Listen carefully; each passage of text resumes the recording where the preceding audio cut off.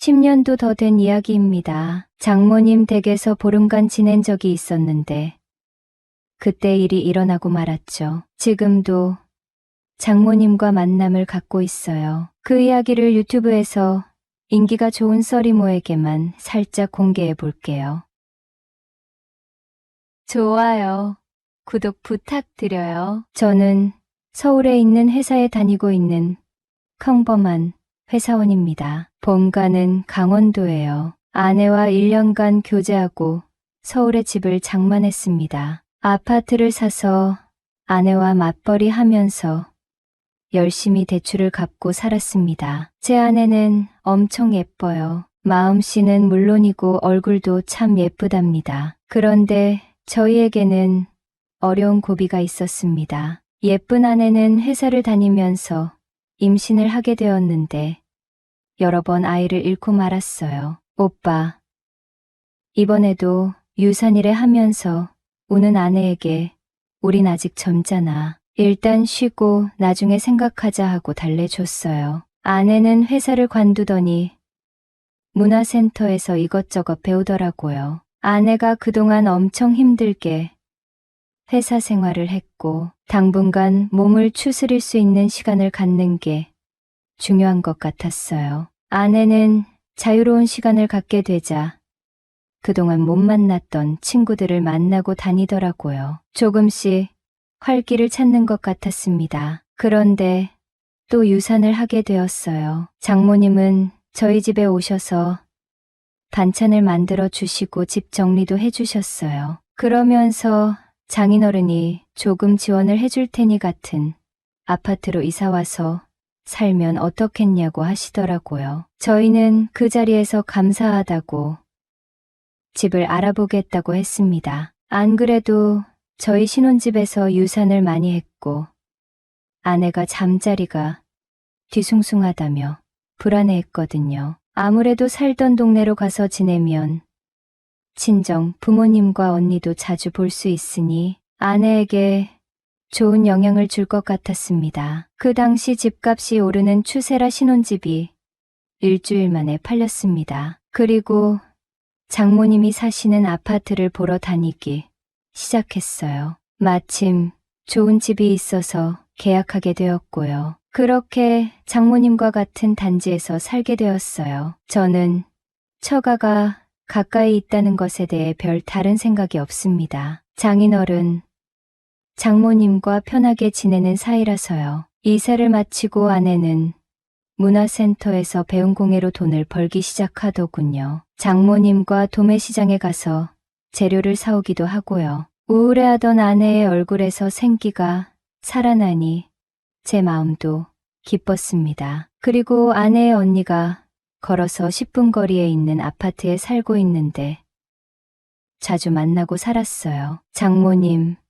저희 집, 처형 가족이 만나 식사하는 일도 잦았고요. 귀여운 조카와도 잘 놀고 지냈습니다. 장모님이 사시는 아파트에 살면서 아내는 전공을 살려 집 근처에서 일을 하기 시작했고요. 감사하게도 저희에게도 아이가 생겼습니다. 그 아이를 품고 조바심 내는 아내의 모습을 보니 이번에는 건강하게 태어나기를 기도했습니다. 아내는 먼 거리에 있는 유명 산부인과에 다니느라 고생을 좀 했어요. 하지만 초기 유산염이 있는 시기를 지나 건강하게 커서 아이를 낳게 되었어요. 너무도 감사했죠. 좁은 신혼집에서 이사와서 장인어른, 장모님과 같은 아파트에 살면서 아내도 많이 밝아졌고 무리 없이 아이를 낳으니 집안에 활기가 넘쳐났습니다. 조카들도 저희 집에 자주 와서 놀고 갔습니다. 아내는 아이를 낳고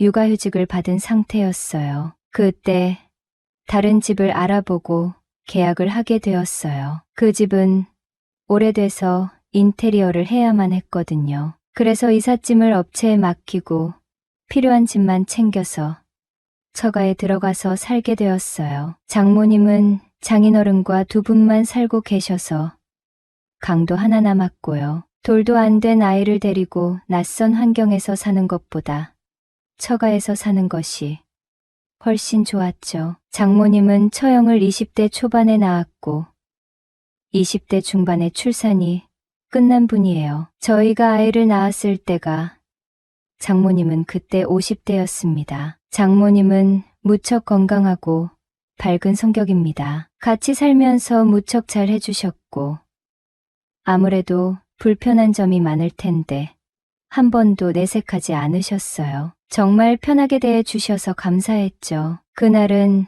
아내가 회사에서 감사 준비 때문에 일을 좀 도와달라고 연락이 와서 잠시 나간 상태였고요. 저는 인테리어 상황을 알아보려고 조금 일찍 퇴근했습니다. 아이가 보고 싶어서 먼저 처가에 갔습니다. 도어락 비밀번호를 누르고 집에 들어갔는데 집안이 조용하더군요. 아이가 어디 있나 찾아봤더니 안방에서 잠들어 있더군요. 그때 장모님이 화장실에서 샤워를 하고 나오셨습니다. 저와 눈이 딱 마주치고 말았죠. 50대인데도 몸매는 30대 같아서 정말 놀랬습니다. 장모님은 너무 놀라 수건을 떨어뜨렸고 저는 죄송하다고 말하고 얼른 거실로 나왔습니다. 잠시 후 장모님이 거실로 나오시더군요. 이 시간에 웬일이냐고요. 저는 이사갈 집의 인테리어가 잘 되고 있는지 점검하려고 조금 일찍 퇴근했다고 했어요. 장모님은 물소리 때문에 집에 들어왔는지 놀랐다고 민망해 하시더라고요. 저는 앞으로 일찍 퇴근하면 꼭 얘기하겠다고 하고 마무리되었습니다. 장모님은 이사갈 집에 같이 가보고 싶은데 손주 때문에 가보지도 못한다고 하면서 우리 아파트에서 살고 있는 게 신경 쓰이지 않냐. 회사 다니는데 시간도 많이 걸리는데 힘들지 않냐고 물어보시더라고요. 나는 전혀 그런 거 없다고 말씀드렸어요. 장모님이 워낙 잘 해주시니 가끔 아이도 맡기고 외출할 수 있어서 아내가 좋아한다고 했죠. 그날 이사갈 집에 다녀오고 장모님과 저녁을 먹었습니다. 아내는 집에 들어오더니 친구와 약속이 있다고 시내에 나갔다 온다고 하더군요. 장모님은 언제 들어올 수 있냐고 물었더니 엄마, 전에 다닌 회사 사람들 만나고 올 거야. 거리도 멀어서 오늘 늦을 것 같아. 그리고 당신도 나 찾지 말고 먼저 자하고 통보하고 나가더군요. 장인어른은 개인 택시를 하시는데 그날 밤에 일을 하신다고 하셨고요. 저는 아이를 재우고 TV를 보면서 쉬고 있었습니다. 장모님은 나 김서방이랑 술 한잔 마시고 싶은데 괜찮아? 하고 물어보셨고 나는 무조건 찬정이라고 대답했어요. 장모님은 마트에서 사온 마른 안주와 홍합탕을 내오셨고 우리는 편안한 분위기에서 이야기를 나눴어요. 장모님은 좀 짓궂은 면이 있어요. 저에게 부부관계를 얼마나 자주 하냐고 물으셨고 저는 얼굴이 달아오르는 것을 느꼈어요. 왜 그런 것을 물으시냐고 했더니 장모님은 요즘 너무 외롭다고 하는 거예요. 장인어른 생활 패턴이 불규칙하고 각방을 써서 남자 품에 안긴 지 몇 년이 되었는지 모르겠다고 하더라고요. 아무래도 남자는 코를 골고 자니 점점 멀어진다고 들었다고 하며 언제 분위기 잡아 보시라고 웃으면서 말했습니다. 그런데 장모님은 자네는 얼마나 자주 하냐, 우리 집에 와 있어서 못하지 않냐 하면서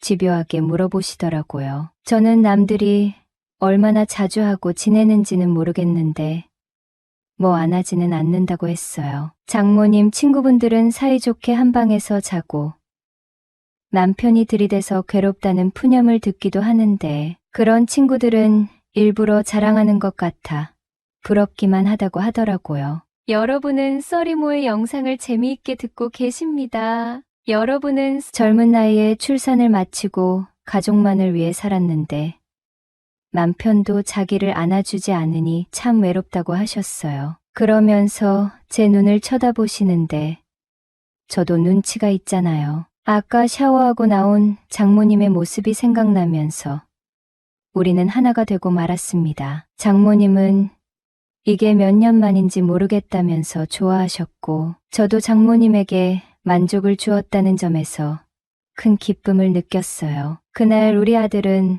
너무도 착하게 한 번도 안 깨고 잤고요. 장모님은 다음 날 새벽부터 일어나 콧노래를 부르시더라고요. 저는 장모님의 반응이 너무 귀여웠고 식구들의 눈을 피해 장모님을 살짝 안아드리고 출근했습니다. 그렇게 처가에서 산 지 일주일이 흘렀고 장모님은 수줍게 문자 메시지를 보내기 시작했어요. 오늘 장인어른 안 계신데 언제 퇴근하냐고요. 저는 일찍 집에 간다고 대답하고 귀여운 장모님의 요구를 들어드리기 위해 서둘러 일을 마무리하고 집으로 갔어요. 센스 있는 장모님은 어느덧 아내를 집에서 내보냈더군요. 너 나랑 사는 동안에 친구 다 만나고 다녀라고 하셨대요. 아내는 신이 나서 친구들을 만나고 다녔고요. 장모님은 임신 위험이 없어서 편하게 관계를 가졌어요. 두 번째로 관계를 가진 날에는 너무 좋다며 눈물까지 흘리시더군요. 장인어른은 이렇게 사랑스러운 장모님을 왜 외면하는지 이유를 모르겠더라고요. 아마도 불규칙한 생활 때문에 피곤해서 잠자리에 드는 것 같았어요. 저희 장인어른은 매우 세련된 분이세요. 명절에 사위들과 사우나에 갔다가 영화도 보고 밥도 사주시거든요. 제 친구들 중에서 이런 장인어른은 안 계십니다. 엄청 건강해 보이시지만 하루에 10시간 이상 운전을 하시니 몸도 마음도 지쳐 있겠죠. 이삿날이 다 되자 장모님은 우리 관계에 대해 묻더군요. 저는 장모님이 부르시면 언제든 오겠다고 했어요. 장모님은 그 후로도 귀여운 계획을 세웠어요. 주말에 장인어른이 운행을 나가는 날에 아내에게 약속을 만들라고 해서 시내로 내보냈어요. 저는 처가에 아이를 데리고 가서 즐거운 시간을 보냈고요. 장모님과 틈이 날 때마다 관계를 맺은 지 10년이 넘었네요. 전에는 장모님을 모시고 병원에 다녀올 일이 있었는데 밖에서 해보고 싶다고 수줍게 말하셔서 그 소원을 들어드렸죠. 아내는 자기 대신 엄마와 병원에 다녀와서 고맙다고 인사를 하는데 사실 좀 뜨끔했어요. 저도 아슬아슬한 이 관계를 언제까지 지속할지 모르겠습니다. 하지만 건강하고 예쁜 장모님을 외롭게 할 생각도 없네요. 지금까지 제 이야기를 들어주셔서 감사합니다. 늙으면 어제가 오늘 같고 오늘이 내일 같아요. 변화가 없는 삶은 매우 안정적이긴 하지만 그다지 재미가 없습니다. 매일 똑같은 생활을 하던 제게 요즘 새로운 생활 패턴이 생겼어요. 바로 주말마다 사위와의 비밀 약속을 지키는 건데요. 이건 어디서 쉽게 말할 수는 없는 약속입니다. 저희 사위는 지루한 제 삶을 더 활기차게 만들어주는 은인이에요. 그럼 심심하신 분들은 잠깐 제 이야기를 한번 들어보시겠어요? 또 저의 이야기가 여러분 삶을 활기차게 만들어줄지도 모르잖아요. 저는 솔직히 고백하자면 조금 이기적인 사람입니다. 제 딸도 저를 닮아 딱 이기적이죠. 저는 아주 옛날 저희 엄마가 가진 거 모두 퍼줄 때는 그게 사랑인 줄 몰랐어요. 친정엄마 돌아가시고 나서야 알았죠.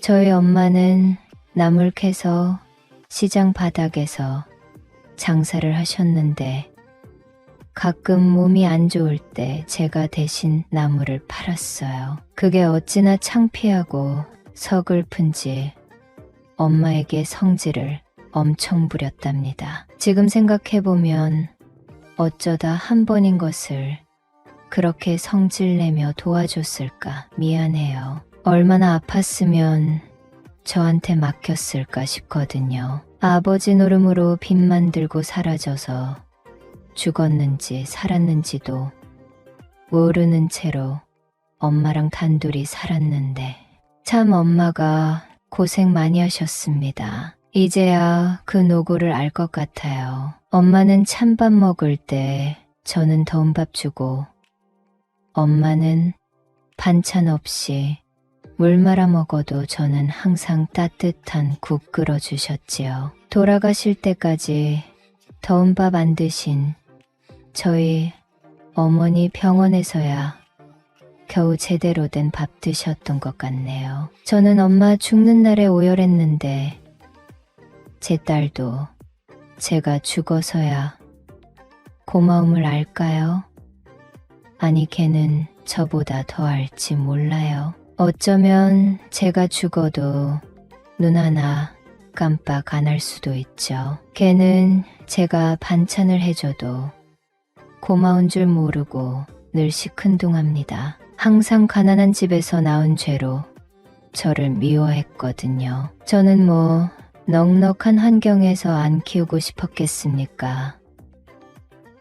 다 남편이 모질이라 억척같이 살 수밖에 없었네요. 그래도 지 키우느라 엄마 인생 포기하고 살았는데 너무 매정하다고 생각 들어요. 효도하라는 건 아니지만 사람 취급은 해주기를 바랐죠. 결혼하고 처음부터 찢어지게 가난했던 건 아닙니다. 저는 엄마 돌아가시고 고아에 못 살았지만 남편 집은 살만한 집이었어요. 삼시세끼 다 먹을 수 있는 집안이었죠. 그런데 시아버지 쓰러지시고 하던 사업 망하고 시댁은 어마어마한 빚을 지게 됐습니다. 어째 망해도 제가 결혼하자마자 그렇게 망할 수가 있는지 정말 하늘이 원망스러웠습니다. 그땐 배골치만 않으면 된다고 생각했는데 경제는 어려워지고 순식간에 평민에서 서민이 되더니 결국 서민 축에도 못 꼈던 것 같기도 합니다. 시아버지 그렇게 되고 한동안은 남편이 쥐꼬리만한 월급이지만 공장을 성실히 다녔어요. 나중에 여자 잘못 만나서 공장도 잘렸지만요. 공장 다니는 여반장이랑 공장에서 허튼 짓 하다가 걸렸다나요. 그 뒤로 남편은 일보다 유흥 쪽으로 빠졌습니다. 저는 그때부터 안 해본 일이 없네요. 시어머니랑 저희 딸내미 먹여 살려야 했으니까 이신공장도 다녔고 청소일도 했고 음식점도 꽤 오래 다녔습니다. 나중에 시어머니는 지병으로 떠나시고 남편은 알코올 중독으로 세상을 떠나고 나니 좀 살만했어요. 친구들 죽으니 살만하다니 참 제 자신이 싫으면서도 오히려 새는 구멍 사라져서 그 죽음들에 슬퍼할 시간도 없었죠. 그 당시에는 나아질 기미가 안 보였는데 남편 죽고 저도 쥐 죽은 듯이 일만 하니까 점점 살림이 나아지더라고요. 또 저랑 딸은 세대가 다르고 생각이 다르니 입장 차이가 분명 있었습니다. 제 딸내미가 살아간 시대는 배도 안 골아야 하고 공부도 학교가 아닌 사교육이 더 중요했죠. 물론 지금은 세상이 더 치열하지만 그때도 저는 좀 부담스러웠어요. 욕심 많은 딸내미 자존심 안 상하게끔 다 해주려고 했죠. 그래도 지성에 안 차니까 꼭 돈 많은 남자랑 결혼하겠다고 하더라고요. 저는 결혼에 실패했다 보니 결혼보다는 딸내미가 혼자 살더라도 잘 살길 바랐습니다. 딸은 엄마 팔자 절대 안 닳는다고 독설하기도 했어요. 그런데 정말 다행인 건 제 팔자 안 닳고 집안 배경 좋고 다정한 남자를 찾은 딸이었습니다. 중요한 건 딸이 낡은 제 아파트를 팔자고 해서 저는 좀 힘들었어요. 제가 준비해준 결혼 미천이 상대방에 비해 부족했나 봐요. 딸은 뭐라도 해가야 자기가 구박 안 받는다고 몇 날 며칠 울었고 저는 그럴 거면 결혼하지 말라고 했어요. 그러자 딸이 평생 자기 안 보고 살 자신 있냐더군요. 저는 그럴 자신은 없어서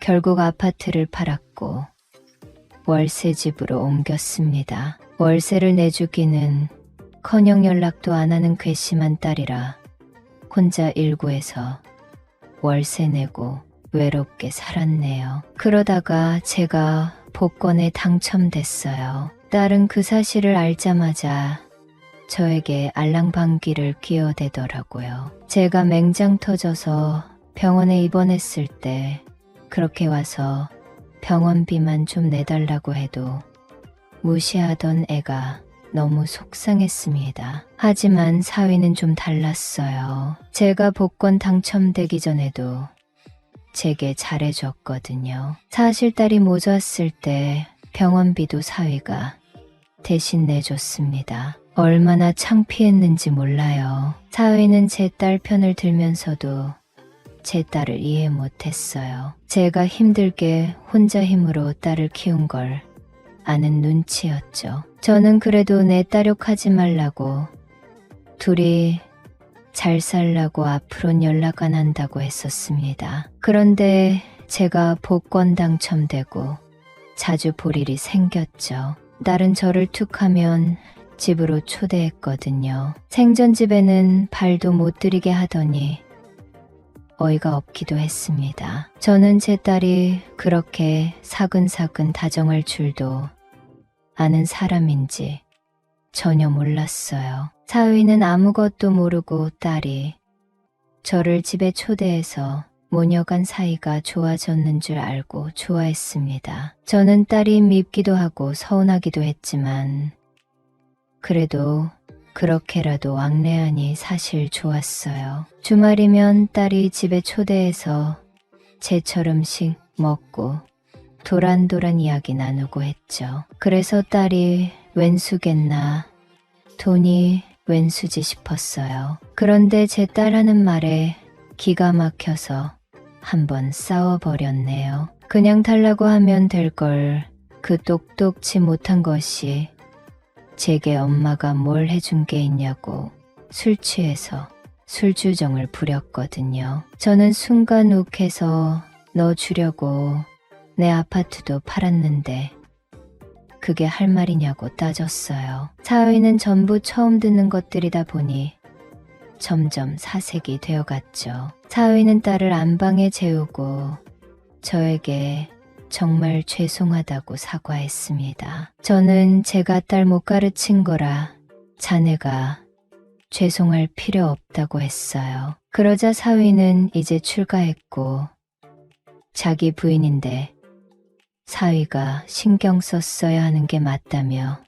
제게 무릎 꿇었습니다. 저는 깜짝 놀라서 사위에게 일어나라고 했어요. 하지만 사위는 힘이 어찌나 센지 무거운 바위처럼 움직이질 않았습니다. 그러면서 사위는 저에게 아파트를 새로 해주겠다는데 저는 한사코 거절했죠. 사위는 자기 그럴 여유 된다고 했고 저도 그럴 여유 있다고 했습니다. 복권에 당첨됐다고 차마 말 못하고요. 그러자 사위는 아파트 받기 싫으시면 전세라도 받아달라고 했어요. 제 아파트 판 돈은 딸이 가져간 건데 왜 사위가 이러고 있나 싶기도 하고 괜히 미안해서 저는 알겠다 했습니다. 그러고 한 달도 안 되어서 사위는 제게 좋은 전셋집을 구해줬어요. 신축의 풀옵션이라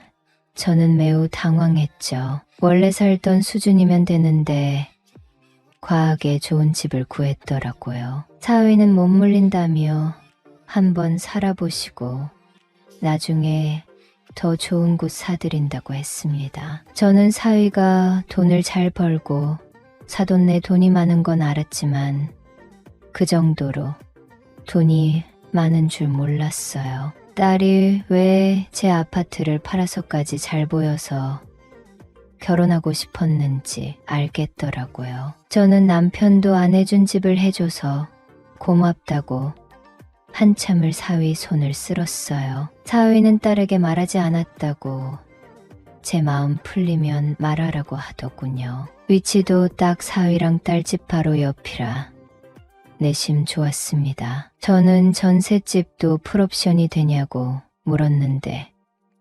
사위가 머뭇거리더라고요. 사실 제가 장모님이 해서 다 준비했어요. 저는 깜짝 놀라서 총을 맞들었냐고 내가 보내준다고 했습니다. 그러자 사위는 돈으로나마 자기 마음 표현한 거니까 그러지 마시라고 했어요. 내가 돈이 없는 줄 알고 사위가 동정하는구나 싶어서 살짝 자존심이 상할 뻔도 했는데 사위는 그 대신 저 다른 거 주시면 안 돼요.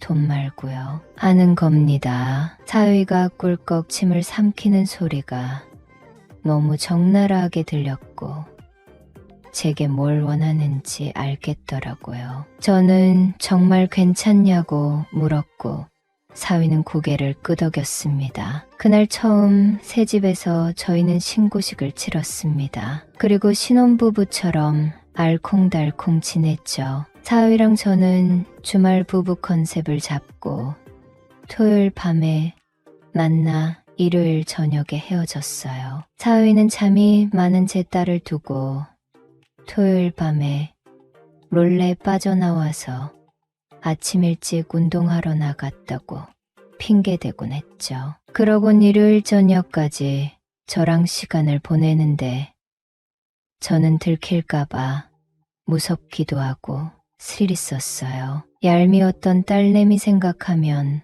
고소하기도 했죠. 이런 제가 너무 이기적인가요? 사위 사랑은 장모가 한다는데 사위 예뻐해주는 게 죄는 아니잖아요. 그리고 엄마를 봉으로 보던 제 딸도 한 번은 반성해야 할 필요가 있다고 생각했습니다. 그렇다 해도 제가 딸을 저버리겠어요. 그 뒤로 사실 사위랑 둘이서만 노는 게 미안해서 복권 당첨 금액 반을 딸한테 증여해줬습니다. 저는 뭐 사위랑 있으면 돈 쓸 일도 없고 집도 있으니 그 반도 충분했거든요. 딸은 그날 이후 저에게 연락을 뚝 끊었습니다. 그럴 줄 알았지만 막상 그러니 조금 열은 받더라고요. 사위 말로는 딸은 요새 아르바이트도 하고 친구들이랑 약속이 많다고 했어요. 저는 속으로 딸이 돈이 생겨서 사위도 찬밥 신세구나 싶었습니다. 그럼 뭐 찬밥 신세끼리 서로 데우고 이로해주면 되는 거라 생각했어요. 오히려 잘된 일이었죠. 사위는 바빠진 딸 때문에 저희 집에 오는 횟수가 더 많아졌거든요. 그리고 저는 젊은 사위를 기분 좋게 해주고 싶어서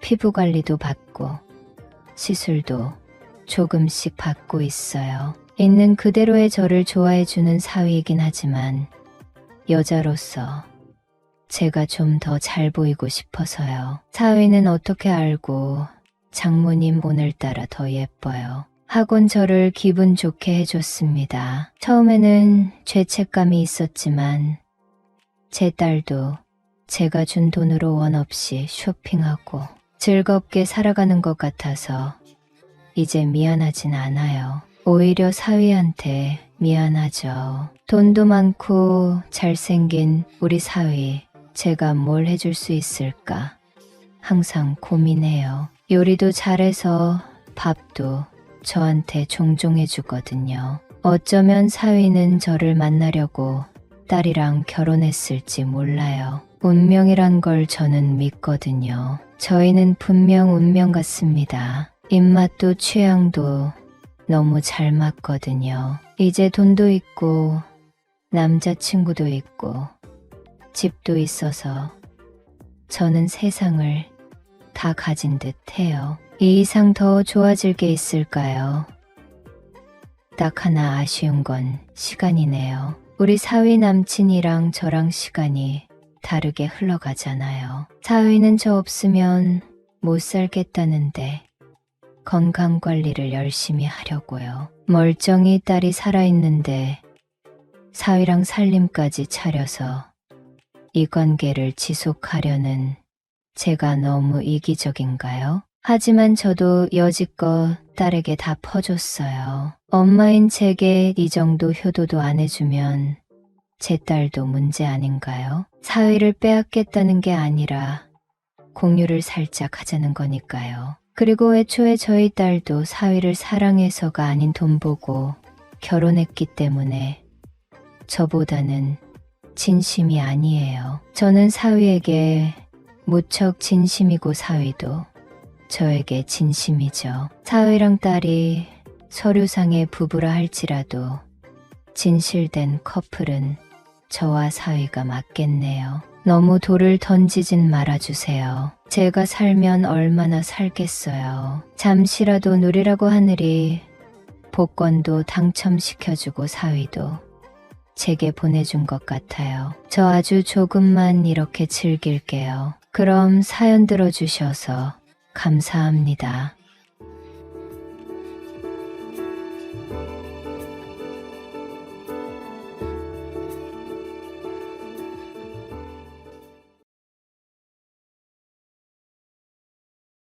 안녕하세요. 저는 이제 37살이 된 남자입니다. 오늘은 제 이야기를 솔직하게 털어놓아 보려고 해요. 사실 지금 제 상황은 제가 한 선택의 결과로 인해 복잡한 감정에 휩싸여 있습니다. 특히 저만 믿고 살아가는 아내를 떠올릴 때마다 죄책감이 밀려오곤 합니다. 그녀에게 정말 못할 짓을 한 것 같은 기분이 들기도 해요. 제 이야기는 어린 시절로 거슬러 올라갑니다. 저는 어릴 때 온 가족이 함께 캐나다로 이민을 갔습니다. 집안 사정 때문이었죠. 이민을 자랑할 만한 일로 받아들이기 어려운 이유는 그 배경이 밝지 않았기 때문이에요. 어쨌든 이민 생활을 시작한 곳은 교민이 많지 않은 지역이었습니다. 지역 이름까지 밝히면 제 정체가 드러날 수도 있어 여기까지만 말씀드릴게요. 한마디로 캐나다 북쪽 어디쯤 되는 눈이 많이 내리는 곳이라고만 말씀드리겠습니다. 이민 생활 자체는 별로 좋지 않았습니다. 왜냐하면 한국에서 이미 많은 고생을 했던 우리 가족이 이곳에 와서도 안정적인 삶을 꾸리지 못했거든요. 어머니는 이민 생활을 시작한 지 얼마 지나지 않아 다른 사람을 만나셨고 결국 야반도주를 하셨습니다. 이후로 연락은 단 한 번도 없었습니다. 아버지 역시 이민 생활에 적응하지 못하시고 이렇게 사느니 차라리 한국으로 돌아가겠다며 저를 두고 혼자 귀국해 버리셨습니다. 저는 그렇게 24살의 나이에 부모님께 버림받고 혼자 살아가야 했습니다. 그 당시 저는 한국 사람이 정말 싫었습니다. 저를 캐나다라는 이국 땅으로 데려온 것도 한국 사람들이었고 이곳에서 저를 버리거나 상처 준 사람들 또한 한국 사람이었으니까요. 그래서 자연스레 교민들을 멀리하고 싶은 마음이 생겼습니다. 처음엔 교민들과 같은 지역에 살았지만 조금씩 자금이 생길 때마다 교민들이 많은 곳에서 멀리 떨어진 지역으로 이동했습니다. 결국 아주 깊숙하고 한적한 시골 마을까지 오게 되었어요. 그런데 2년 전 직장에서 한 여자를 만나게 되었습니다. 놀랍게도 그녀는 제가 싫어했던 바로 그 한국 사람이었습니다. 그런데 이상하게도 시간이 지나면서 저의 감정이 변해 있더군요. 싫다고만 느꼈던 감정이 사라지고 오히려 외로움과 그리움이 채워지는 느낌을 받았습니다. 그녀는 저보다 7살이나 어렸지만 저와 정서적으로 잘 통했고 대화도 자연스럽게 잘 통하는 사람이었습니다. 그 덕분에 우리는 서로에게 점점 끌리게 되었어요. 시간이 흘러 우리는 연인이 되었고 연애를 시작한 지 얼마 지나지 않아 함께 살기 시작했습니다. 사실상 결혼을 약속한 사이가 되었죠. 결혼식만 올리지 않았을 뿐 우리는 이미 한 집에서 살림을 꾸리며 부부처럼 지내고 있었습니다. 그래서 저는 주변 사람들에게도 그녀를 동거인이라기보다는 아내라고 소개하기 시작했어요. 이야기를 꺼내며 다시 돌아보니 제 선택들이 어떤 의미였는지 깊이 생각해 보게 됩니다. 그 선택들이 옳았는지는 잘 모르겠지만 지금 제 곁에 있는 그녀와의 인연만은 소중히 여기고 싶습니다. 어느 날 퇴근 후 집에 들어왔을 때의 일이었어요. 제가 퇴근하기 전에 이미 집에 와 있던 아내가 누군가와 영상통화를 하고 있더라고요. 평소처럼 외투를 벗으며 자연스럽게 아내의 핸드폰 화면을 흘깃봤는데 그 안에 비친 사람을 보고 잠시 멈춰버렸습니다. 영상통화 속 상대는 눈에 띄게 아름다운 여성이었어요. 나이는 저와 비슷하거나 조금 많아 보이긴 했지만 작은 화면 너머로도 드러나는 미모는 솔직히 제 아내보다 훨씬 화려하고 매력적으로 느껴졌습니다. 그 여성은 누가 봐도 눈이 많이 오는 캐나다와 잘 어울릴 듯한 창백하고 투명한 피부를 가지고 있었어요. 거기에 어깨 뒤로 늘어진 긴 검정 생머리가 그녀의 피부를 더욱 돋보이게 만들더군요. 아무리 애써 시선을 돌리려 해도 그녀에게서 눈을 뗄 수가 없었어요. 그렇게 아내 옆에서 서성이며 통화 장면을 지켜보다가 아내가 갑자기 아빠는 잘 지내시냐고 물어보는 말을 들었습니다. 순간 저 사람은 아내의 친척이겠구나 하는 생각이 들었어요. 아내에게 형제가 없는 건 이미 알고 있었으니까 자연스럽게 사촌 언니 정도로 추측했습니다. 그런데 그 순간 문득 깨달았습니다. 내가 아내와 꽤 오랜 시간을 함께했지만 그녀의 가족 구성원에 대해 얼마나 알고 있는지 의문이 들더라고요. 겉으로는 모든 걸 알고 있다고 생각했지만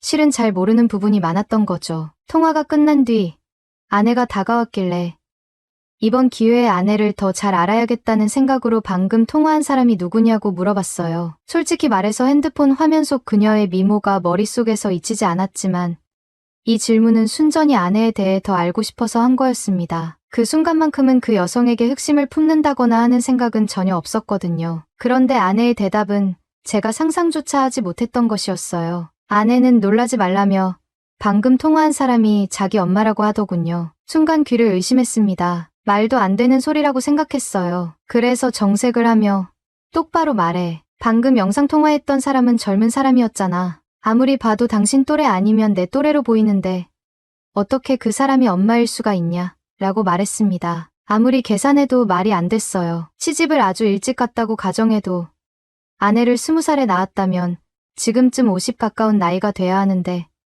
화면 속 여성은 전혀 그런 나이로 보이지 않았거든요. 오히려 저와 비슷하거나 조금 더 어려 보이는 사람이었죠. 그래서 더욱 믿기 힘들었고 한동안 그 말을 곱씹으며 멍해졌던 기억이 납니다. 아내는 제 반응이 재밌다는 듯이 한참을 웃더니 차근차근 자초지종을 설명해 주었습니다. 아내는 홀아버지 밑에서 자랐다고 해요. 친어머니는 아내가 어릴 적에 돌아가셨고 아버지 혼자서 아내를 키우셨다고 합니다. 그러던 중 아내가 대학교 입학을 준비하던 시절에 과외를 받게 되었는데 지금의 어머니는 바로 그때 아내를 가르쳐 주던 과외 선생님이었다고 하더군요. 처음엔 단순히 과외 선생님과 학생 사이였지만 언젠가부터 두 사람이 부쩍 가까워졌다고 해요. 아내가 대학교에 합격한 이후 아버지가 갑자기 과외 선생님과 재혼하기로 했다며 통보를 했다고 합니다. 솔직히 그 얘기를 듣고 저는 놀라지 않을 수 없었어요. 또래의 새어머니라니 얼마나 어색했을까 싶었거든요.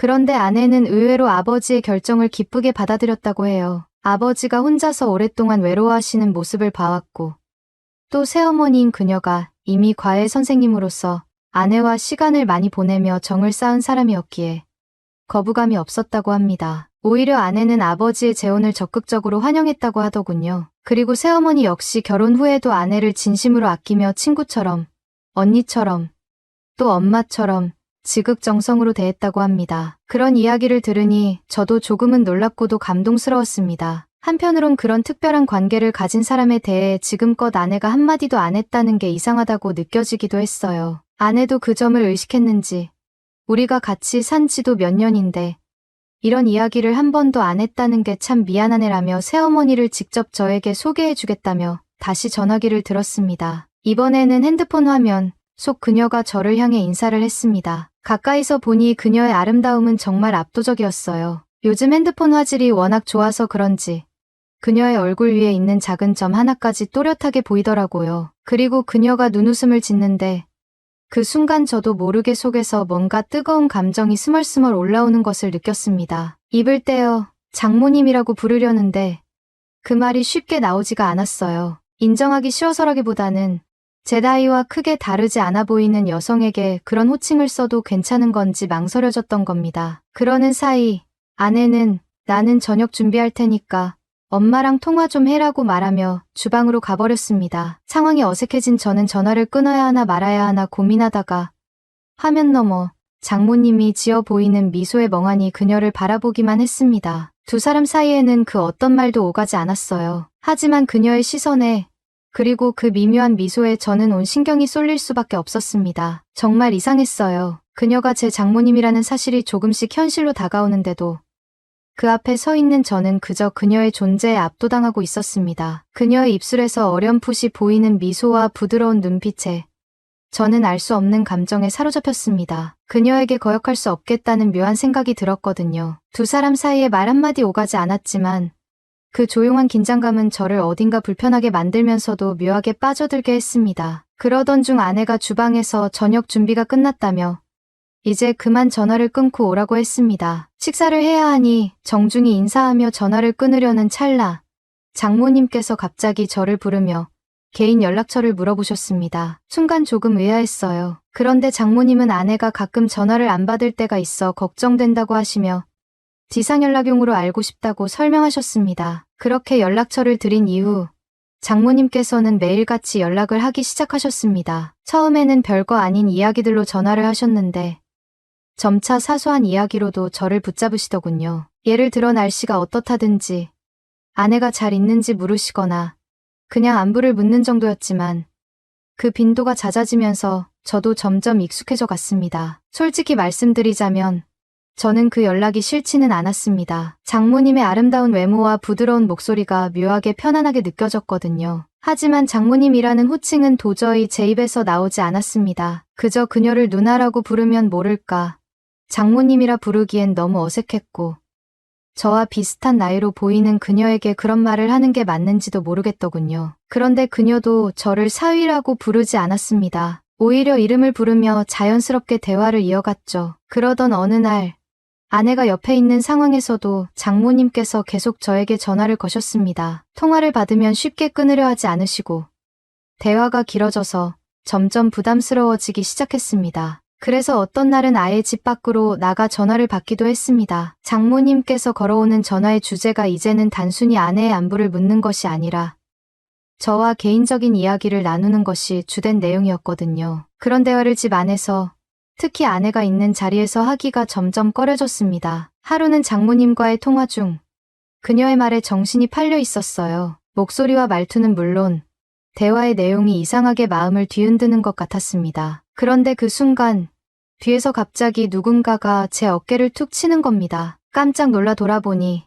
바로 아내가 서 있더군요. 정말 심장이 떨어지는 줄 알았습니다. 아내는 저를 보며 도대체 누구랑 통화하길래 밖에서까지 나가서 전화하고 있는 거야? 라고 물었습니다. 그 말에 순간 너무 당황해서 뭐라 대답해야 할지 모르겠더군요. 머릿속이 하얘지는 기분이었어요. 재혼한 젊고 아름다운 너의 엄마라고 솔직하게 말해야 하나 고민하고 있는데 장모님께서 갑자기 내가 해결할게라며 아내에게 전화를 바꾸자고 하시더군요. 저는 이제 모든 게 들통났구나 싶어서 속으로 망했다며 조마조마한 마음으로 기다렸습니다. 아내가 전화를 받자마자 처음엔 조금 심각한 표정이었어요. 제가 숨기고 있던 모든 것이 폭로되기라도 한 건 아닌지 두려움이 엄습했습니다. 하지만 시간이 조금 지나고 나니 아내의 표정이 점차 밝아지더니 나중에는 얼굴이 활짝 피더라고요. 저는 속으로 오히려 더 의심을 사는 게 아닌가 싶었습니다. 대체 장모님이 아내에게 무슨 말을 했기에 그녀가 저렇게 기뻐할 수 있는지 알 길이 없어 답답하기만 했죠. 아내가 통화를 마치고 저에게 전화기를 건네며 물었습니다. 어떻게 나한테 말도 없이 그럴 수가 있어.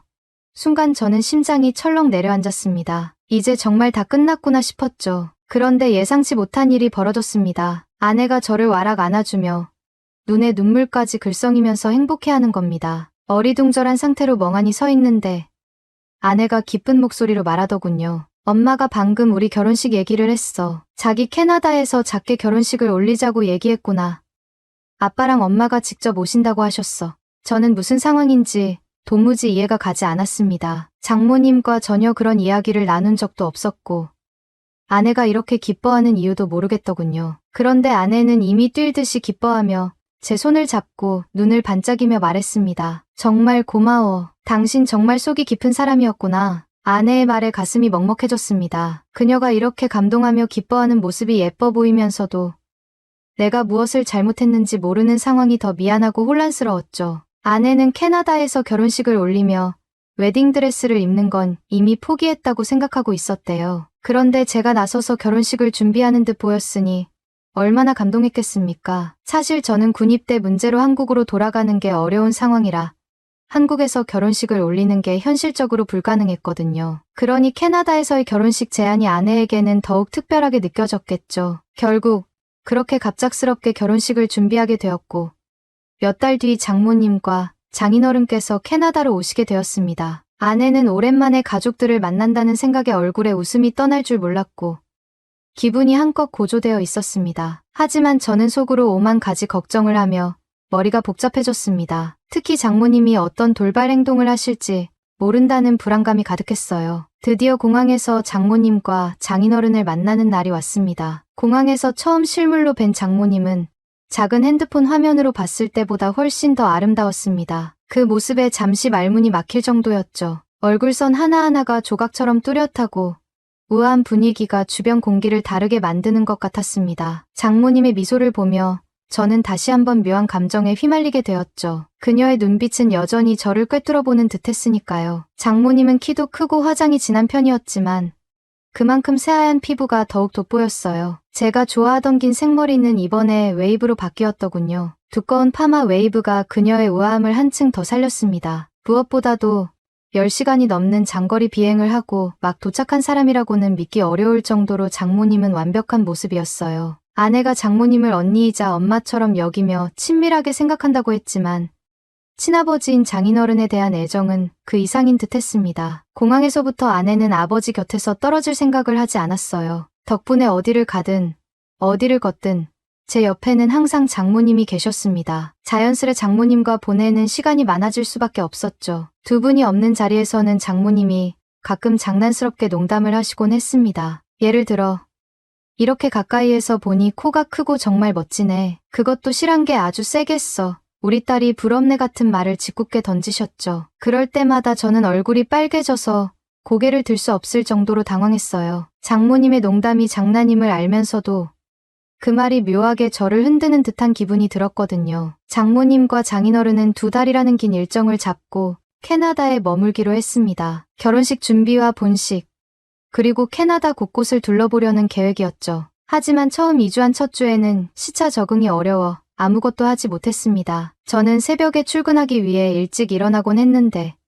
거실에서 창밖을 바라보고 있는 장모님과 자주 마주쳤습니다. 모든 가족이 함께 있는 상황이라 저 역시 행동 하나하나 신경을 쓰지 않을 수 없었어요. 장모님도 그걸 의식하시는지 그저 살짝 제 손을 잡는 정도로만 가까움을 표시하시곤 했습니다. 그러던 어느 주말 시차 적응이 끝난 가족들이 나들이를 가고 싶다고 했습니다. 밖에는 대설주의보가 내려왔음에도 가족들과 함께 외출 계획을 세웠죠. 그런데 장모님은 몸 상태가 조금 안 좋다며 집에 남겠다고 하셨습니다. 그래서 저는 아내와 장인어른을 따라 밖으로 나가게 되었어요. 차로 약 20분쯤 이동했을 때 장모님이 아내에게 전화를 걸어왔습니다. 전화기 너머로 들리는 장모님의 목소리는 살짝 불안해 보였어요. 눈도 많이 오고 혼자 있는 게 조금 무서워서 그러는데 그냥 오늘 나가지 않으면 안 될까라며 부탁하시더군요. 아내는 잠시 아쉬워하는 듯했지만 장모님을 걱정하는 마음에 결국 차를 돌리기로 결정했습니다. 그런데 차를 돌리던 중 아내가 뜻밖의 말을 했습니다. 당신만 집에 내려주고 나는 아빠랑 꼭 나가고 싶어. 집에서 엄마랑 있어줘. 저는 순간 멈칫하며 속으로 생각했죠. 이날 무슨 일이 일어나겠구나. 하지만 별다른 이유를 대며 거절할 명분도 없었기에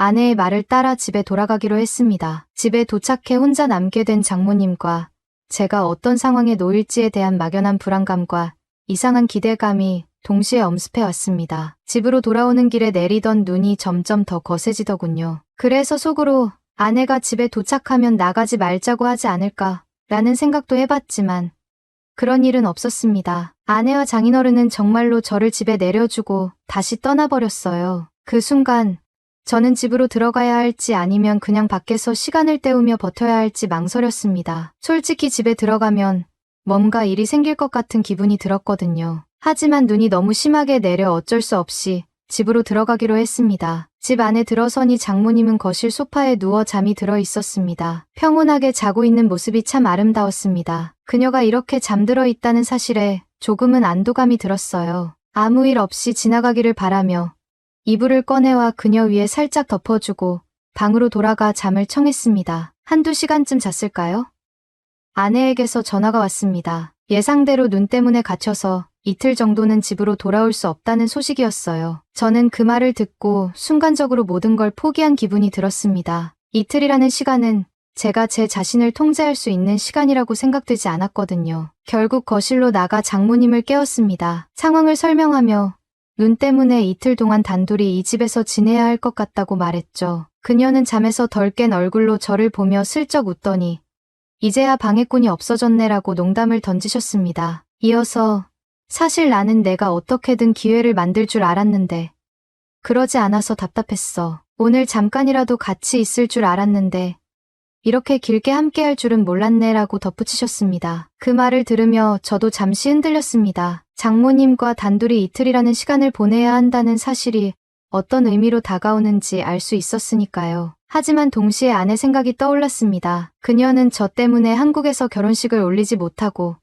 캐나다에서의 결혼식을 선택하며 많은 걸 포기한 사람이었죠. 그런 아내에게 죄책감이 들지 않을 수 없었습니다. 장모님은 그런 제 마음을 아는지 모르는지 점점 더 가까이 다가왔습니다. 결국 저는 장모님, 너무 가까이 계신 거 아닌가요?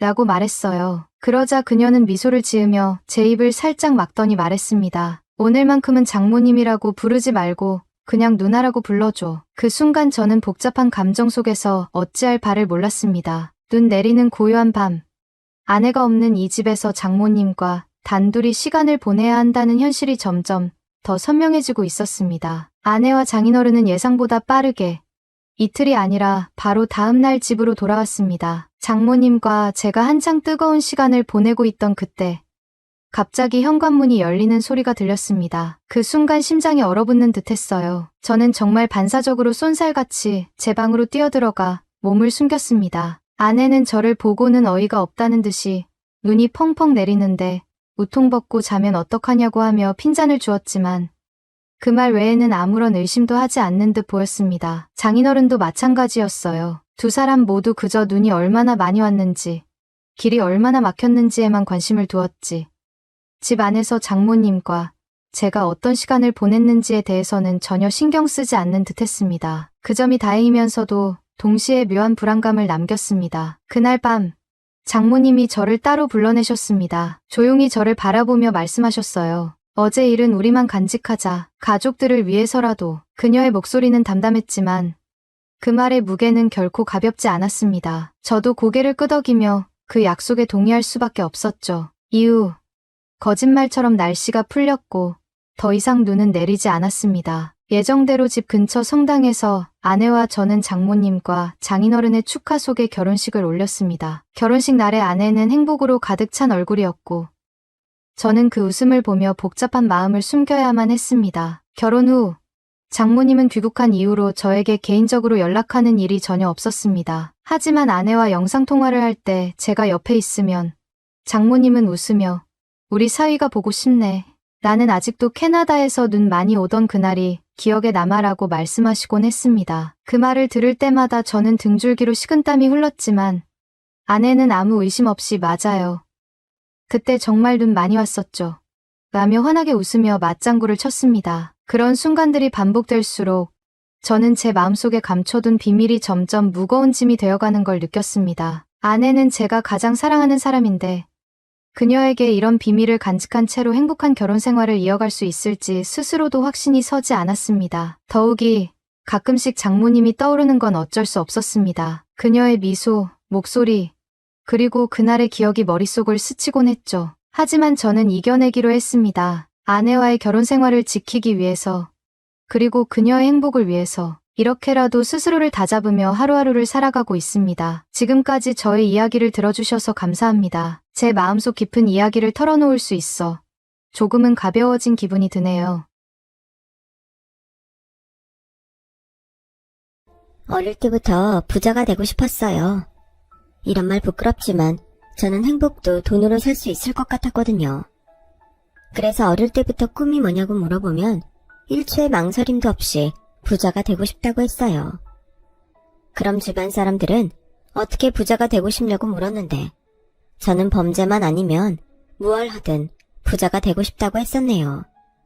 그만큼 저는 직업이나 꿈보다도 돈이 중요했어요. 그렇다 보니 가끔은 어떻게 어린애가 그렇게 돈밖에 모르냐고 저를 안 좋게 보는 사람들도 덜어 있었는데 그건 돈 때문에 힘들어보지 않은 사람들이나 할 수 있는 말이라고 생각했어요. 저는 그만큼 가난해서 힘든 생활을 했어요. 부모님 모두 초등학교도 나오지 못해 일용직 노가다 일과 주방 일을 하셨는데 배우지 못하고 돈이 없으니 저희 부모님은 늘 사람들에게 무시를 당하셨어요. 저는 어린 마음에 그걸 보는 게 제일 싫었고 결국엔 돈만 있었다면 이런 일이 없었을 텐데 하는 일종의 한 같은 게 생기더군요. 그래서 중학교 때부터 저는 알바를 했어요. 기껏 할 수 있는 일이라곤 전단지 붙이는 정도의 일이지만 어떻게든 돈을 벌고 싶다는 마음뿐이었죠. 게다가 저희 엄마는 선천적으로도 몸이 많이 약하셔서 병원도 자주 다녀야 했는데 그놈의 돈 때문에 병원도 제때 갈 수 없어 많이 힘들어하셨어요. 아빠도 일용직 일을 하다 보니 수입이 일정하지 않았고 일을 못하는 날은 동네를 돌며 고물이라도 주워 팔려고 하루 종일 발품을 파셔야 했는데 참 희한하게도 그렇게 최선을 다해 돈을 버는데도 수입은 늘 변변치 않았죠. 그래서 저희 네 식구는 전세는 꿈도 꾸지 못하고 월세를 전전하며 살았어요. 그러다 월세에서 전세로 집을 옮기게 된 건 제가 은행에 취직해 꼬박 5년을 부은 적금을 탄 이유였는데요. 동생은 그때 한창 공부를 할 때라 저는 무슨 일이 있어도 동생만큼은 대학에 보내주고 싶었어요. 돈 때문에 대학을 포기해야 하는 사람은 저 하나이길 바랬거든요. 그래서인지 저희 가족은 늘 저에게 미안해했어요. 그렇게 벌어서 저한테 쓰지 못하고 집에 모두 가져다 준다면서요. 그래서 저희 부모님은 하루라도 빨리 좋은 사람을 만나 결혼해 자기들은 있고 남들처럼 제가 사랑받으며 편안하게 살았으면 좋겠다고 하셨는데 저는 제 인생도 너무 중요하지만 점점 나이가 드시는 부모님이 편안한 노후를 보내셨으면 좋겠다고 생각했어요. 역시 그러려면 돈이 필요했죠. 그래서 저는 거의 한 달에 15만원 남짓의 생활비를 빼면 모두 적금에 털어넣었어요. 그렇다 보니 옷은 언제 샀는지 촌스럽게 그지 없었고 가방도 그냥 빨아서 쓸 수 있는 에코백을 들곤 했는데 그래서 솔직히 저와 어울려주는 동료는 거의 없었어요. 다혜 선배 빼고요. 효진씨, 점심 먹었어? 점심시간 다 끝나가는데? 저는 그냥 이따 간단하게 초코파이나 먹으려고요. 바쁘기도 하고 점심엔 별로 식욕이 없어서. 자기 또 점심값 아끼려고 그러는 거지? 그러지 말고 나랑 가서 얼른 김밥이라도 먹고 오자. 나도 대출 상담 손님이 이제 가서 점심 못 먹었어. 저는 진짜 괜찮은데. 내가 살게. 김밥이 얼마나 한다고. 자기 그러니까 삐쩍 말라서 유니폼도 태가 안 나잖아. 그러지 말고 나 혼자 먹는 거 싫어서 그러니까 같이 가자. 할 말도 있고. 선배는 그렇게 괜찮다는 저를 끌고 은행 건물 1층에 있는 김밥집으로 저를 데려갔어요. 그리고 김밥과 라면을 시켜서 얼른 먹자고 했는데 눈앞에 음식이 있으니 괜찮다고 말한 게 민망할 정도로 너무 맛있게 먹었어요. 그러자 다혜 선배는 그런 저를 보고 웃으시며 김밥 한 줄을 얼른 더 시키셨는데요. 먹을 수 있을 때 많이 먹어. 남들은 은행 다니면 일찍 끝나고 좋은 줄 알지만 우리처럼 중노동하는 사람들이 어딨냐. 난 하도 돈 냄새 맡으니까 집 해보는 것도 싫더라. 왜요? 저는 좋은데. 저는 은행에 있는 돈이 전부 내 돈이면 좋겠어요. 자기 진짜 돈 좋아하는구나. 그렇게 돈이 많으면 뭐 하고 싶은데? 집도 사고 동생 대학도 보내고 차도 사고 해외여행도 다니고 돈만 있으면 할 게 얼마나 많은데요. 내가 볼 땐 자기 지금 모은 돈으로 지금 말한 거 절반은 할 수 있겠다. 안 돼요. 그럼 돈이 없어지잖아요. 저는 진짜 많이 모아서 야금야금 쓸 거예요. 진짜 못 말려. 그러다 시집은 어떻게 가려고 그래? 결혼하는데 돈 장난 아니게 들어가는데. 그야 꼭 해야 하나 싶긴 해요. 뭐 돈보다 더 좋은 사람이면 모르지만요. 그래도 다행이네. 절대 안 하겠다는 말은 아니니까. 그럼 내가 누구 좀 소개해도 될까? 사람 괜찮고 자기랑 좀 비슷해. 저랑 비슷해요? 그렇다고 자기처럼 1,000원 한 장 쓰면서 벌벌 떠는 건 아니고 허튼 짓 안 하고 돈 귀한 줄 아는 여자가 좋대. 그래서 내가 자기가 딱 생각났지. 에이, 근데 저는 힘들 것 같아요. 동생 대학도 보내야 하고 부모님 지내실 작은 집이라도 장만하는 게 먼저라서요. 그거 다 하면 자기 나이는 몇이니? 그냥 편하게 연애나 해보라고. 분명 남자도 못 만나봤을 거 아냐. 남자 만나기 싫어? 그건 아닌데. 그럼 그냥 만나만 봐. 사람이 어떻게 돈만 모으고 사냐? 연애도 하고 데이트도 하고 그러고 살아야지. 그럼 나 약속 잡는다. 저는 솔직히 선뜻 내키지 않았어요. 그도 그럴 게 저 혼자 쓰는 15만 원도 턱없이 부족한데 거기에 남자까지 만나다니 말도 안 된다고 생각했죠.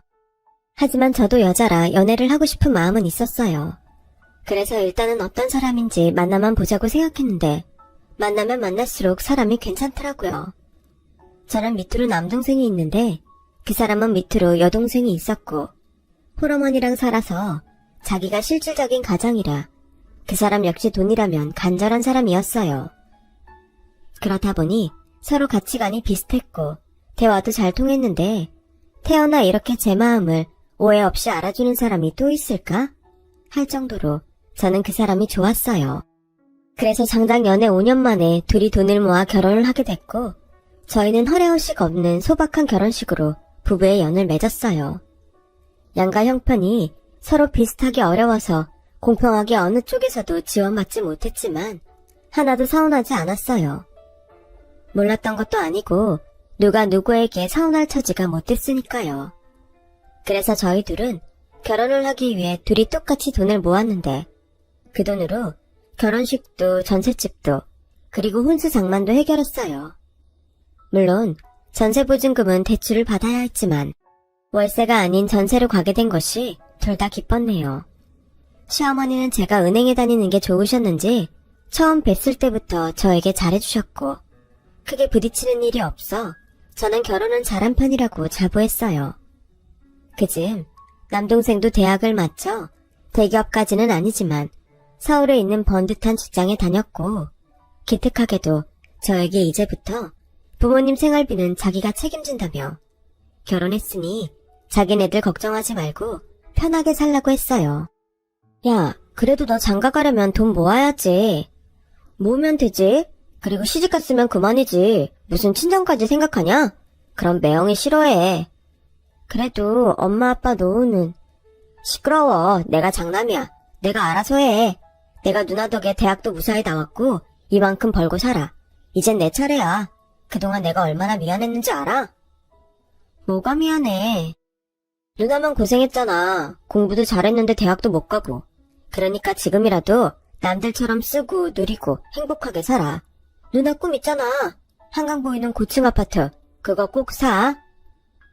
저는 동생의 말에 눈물이 났어요. 사실 그 꿈을 갖게 된 건 어른이 되고 난 후였는데 그냥 꿈이라고 생각했거든요. 그걸 이룰 수 있다고는 단 한 번도 생각하지 않았는데 동생이 그렇게 말하니 되든 안 되든 한번 해보고 싶었어요. 하지만 제가 가진 건 고작 비상금 3천만 원이었고 못해도 30억은 넘을 텐데 언감생심 그야말로 꿈 같은 얘기였죠. 그런데 자기야, 자기 혹시 주식 같은 거 좀 하니? 주식이요? 아니요. 저는 그렇게 모험 같은 거 안 해요. 저는 그냥 안전한 적금? 야, 적금 부어서 언제 목돈 만드냐? 사실 나도 주식은 좀 불안한 것 같아서 할 엄두도 안 냈는데 이거 봐봐. 내가 자기라서 특별히 보여준다. 선배는 저에게 핸드폰을 열어 자신의 주식 계좌를 보여줬어요. 하지만 주식의 주자도 모르는 저는 봐도 아무것도 알 수 없었고 선배는 답답하다는 듯 이렇게 말했어요. 여기 금액 있잖아. 나 이거 1,000만 원 넣는데 1억 됐다? 네? 그렇게 나요? 와, 저 이런 거 처음 봐요. 내 말이 내 친구가 주식해서 대박 났거든. 그래서 내가 걔 따라다니면서 공부 좀 했지. 근데 주식이란 게 잘 알면 모험이 절대 아니야. 와, 선배 좋으시겠다. 좋지. 여긴 앞으로 더 오를 거야. 자기 전기차 알지? 앞으론 전기차 사업이 뜰 거라서 회사만 안정적이면 절대 안 망해. 자기도 해라. 네? 제가 그럴 돈이 어딨어요. 그리고 아시잖아요. 저희 그이 주식한다고 하면 방방 뜰걸요. 아휴, 이렇게 좋은 정보를 줘도 못 먹네. 내가 자기가 하도 돈돈하니까 알려주는 거야. 이제 애도 낳고 집도 사려면 돈 필요하지 않아? 그야 그렇지만 대출 받아서 하면 결국엔 그 대출 갚느라 허리도 못 편다. 생각 좀 잘해봐. 자기 성격에 비상금 정도는 있을 거잖아. 내가 결혼 선배로서 얘기하는데 여자는 무조건 뒷주머니가 있어야 해. 저는 선배의 말을 듣고 고민이 됐어요. 모험하는 것 같아 괜한 짓 하지 말자는 생각이 들었다가 확실한 곳이면 이것도 기회가 되지 않을까? 선배의 통장을 봐서인지 마음이 흔들리더라고요. 그렇다고 선배가 원래 다른 사람에게도 무언가 권하거나 하는 사람이라면 저는 생각도 하지 않았을 텐데 말로는 자기도 어려웠던 때가 있어서 저를 보면 자기 어릴 때를 보는 것 같아 도와주고 싶어진다는 선배의 마음을 알기에 믿음이 가기도 했어요. 결과적으로 남편을 만난 것도 선배 덕이었으니까요. 결국 저는 남편과 상의를 하자 생각했어요. 선배는 비상금으로 남편 몰래 하라는 식으로 말했지만 신혼이라 그런지 그런 비밀을 만들고 싶지 않았죠.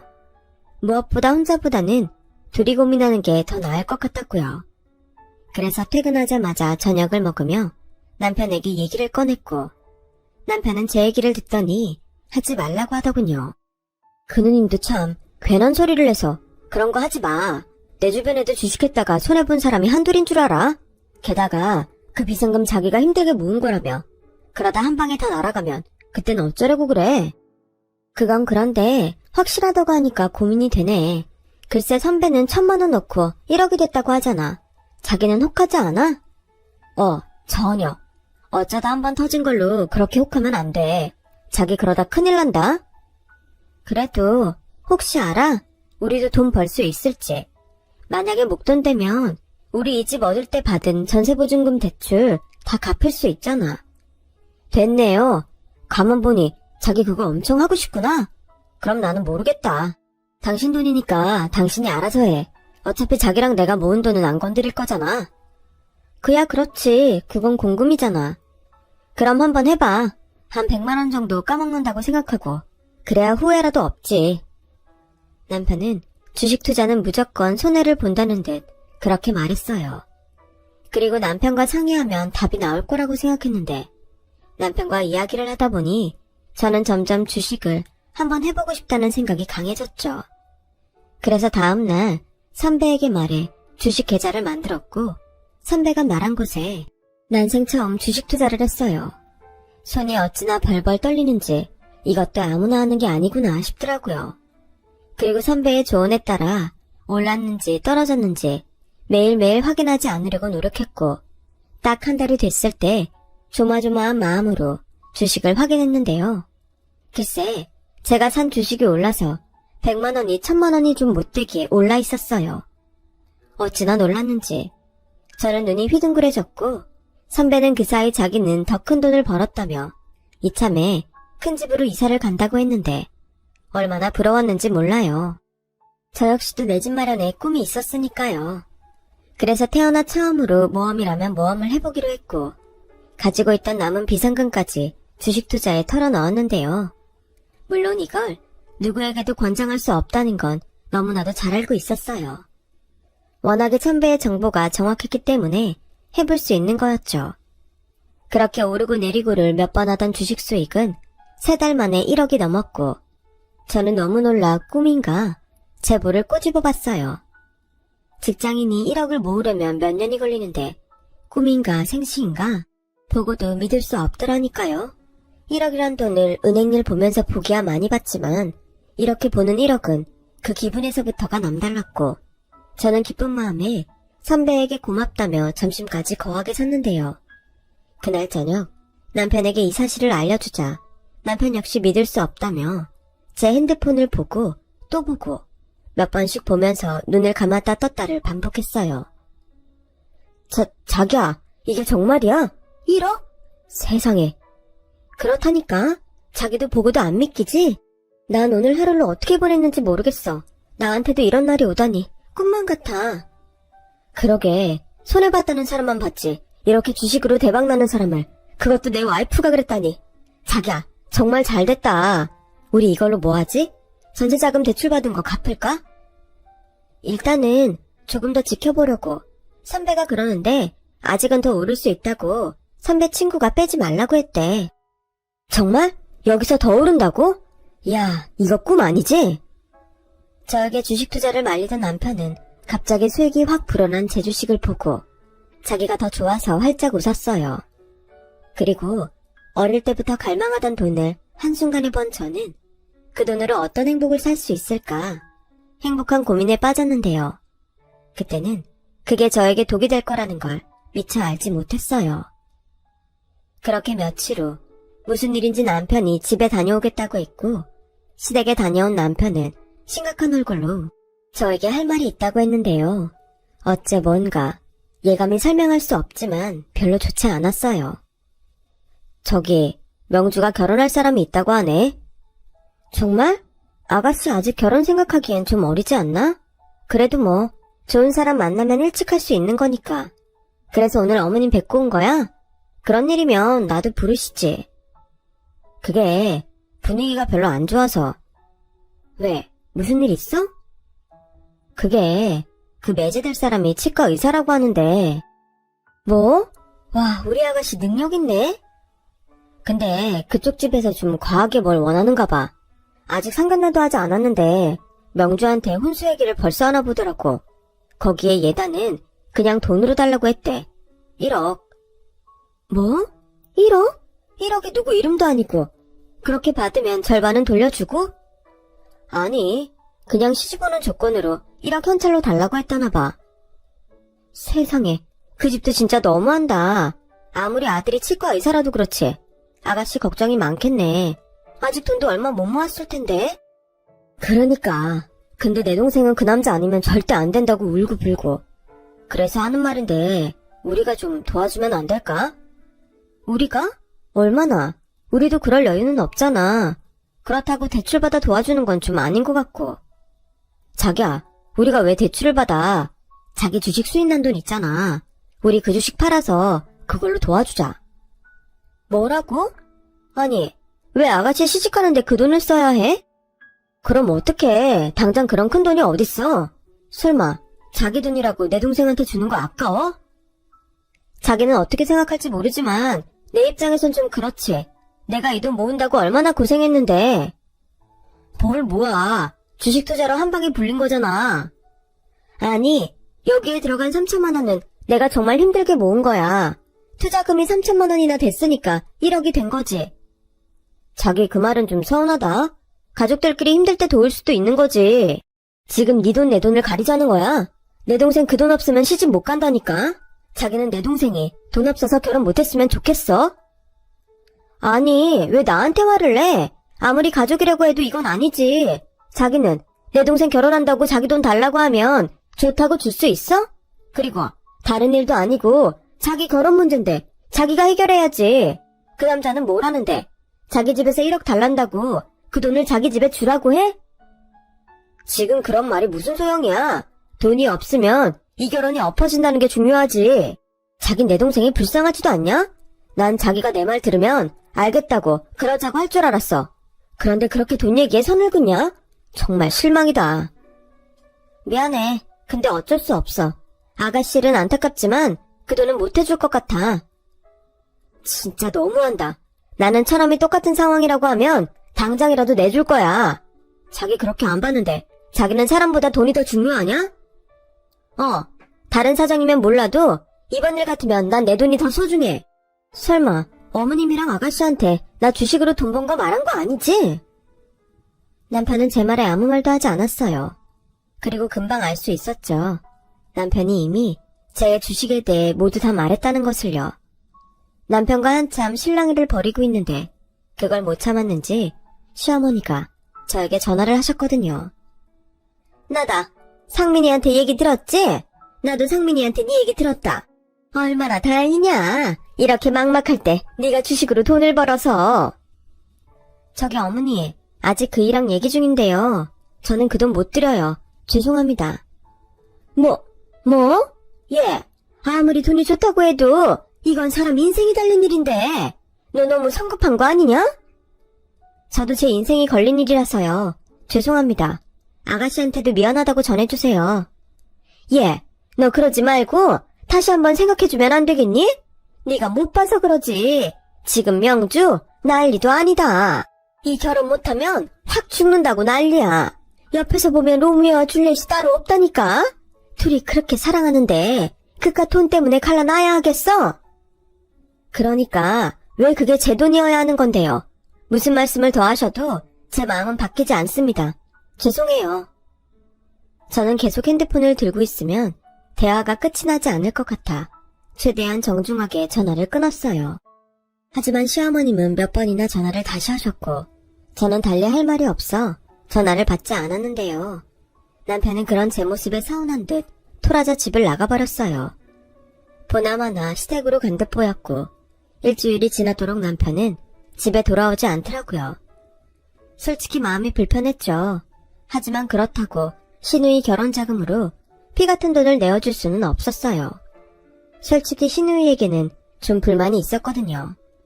시누이는 자기 집이 가난한 게 싫다며 버는 족족 자기 치장하는 것에만 돈을 썼어요.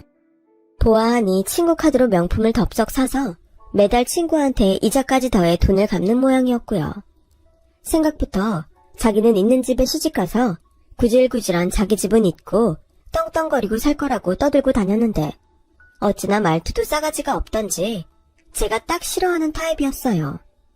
거기에 한술 더 떠 신우는 저에게 결혼 전임에도 불구하고 시누이 짓을 하려 들었고 저를 보면 당연한 듯 용돈도 달라고 대놓고 말했어요. 얼마나 황당하고 어이가 없었는지 어떻게 돈이라면 벌벌 떠는 오빠랑 다르게 동생은 저럴 수 있는지 이해가 가지 않았는데 어쨌거나 저는 달라는 용돈을 단 한 번도 준 적은 없었어요. 친했다면 조금이나마 줄 수도 있었겠지만 남편도 시어머니도 그런 무례한 시누이의 행동에 뭐라고 하지 않아 일부러 더 주기 싫었어요. 저라도 싫은 건 싫다는 표를 내야겠다고 생각했거든요. 그런데 그게 하필 지금은 결혼 문제로 엮여서 골치가 아프게 됐는데 어쨌거나 저는 무슨 일이 있어도 시누이 결혼에 돈을 줄 생각은 추호도 없었네요. 그러자 제 마음이 바뀌지 않을 것 같았는지 한 번은 남편도 없이 시어머니와 시누이가 연락도 없이 저희 집에 찾아왔고 처음엔 제 기분을 살피며 살살 돈 얘기를 꺼내더니 제 태도가 달라지지 않자 둘 다 본색을 드러냈어요. 예, 그래 아깝지. 내가 놀아도 아까울 것 같다. 근데 사람은 멀리 봐야 한다. 우리 딸이 그렇게 좋은 집에 시집을 가면 너희나 나를 모른 척 하겠어? 맞아요 언니. 그리고 그 돈 그냥 준다고 생각하지 말고 저한테 투자한다고 생각하세요. 남편이 치과 의사인데 제가 그거 몇 배로 갚아드릴게요. 시간은 좀 걸릴 수 있지만 언니 미치는 일은 절대 없어요. 죄송해요. 제가 모험은 하지 않는 편이라서요. 예, 너 지금 내 딸 결혼자금 빌려주는 게 모험이라는 거냐? 그렇게 안 봤는데 무슨 애가 이렇게 인정머리가 없어? 우리 명주가 남이야. 네 시누이잖아. 신우가 지금 곤란한 상황인 거 뻔히 알면서 가족끼리 그러는 거 아니다. 그 돈 없으면 우리 명주는 결혼도 못해. 넌 내 딸이 돈 없어서 결혼 못하는 거를 보고 싶어? 어머니, 그 얘긴 저한테 할 말이 아니죠. 저도 안타깝게 생각해요. 그리고 그런 걸 요구하는 그 집도 이상하다고 생각하고요. 화를 낼 곳은 제가 아니라 그쪽 남자 집 아닌가요? 언니, 그 사람 의사예요. 언니는 의사 집에 시집갈 때 열쇠 3개 간다는 말도 못 들었어요? 1억이면 진짜 검소한 거라고요. 그리고 언니가 돈이 있는데 안 빌려준다고 하니까 이러지. 우리가 괜히 그래요. 언니, 그 돈 처음 저한테 주는 거 싫으시면 대출이라도 받아서 주세요. 언니 직원이니까 뭐 조건 좋게 빌릴 수 있잖아요. 은행이 뭐 백화점이에요? 직원 할인밖에? 저희도 똑같아요. 그리고 막말로 아가씨가 이자랑 원금 내실 거예요? 설사 그러신다고 해도 저는 그렇게 못해요.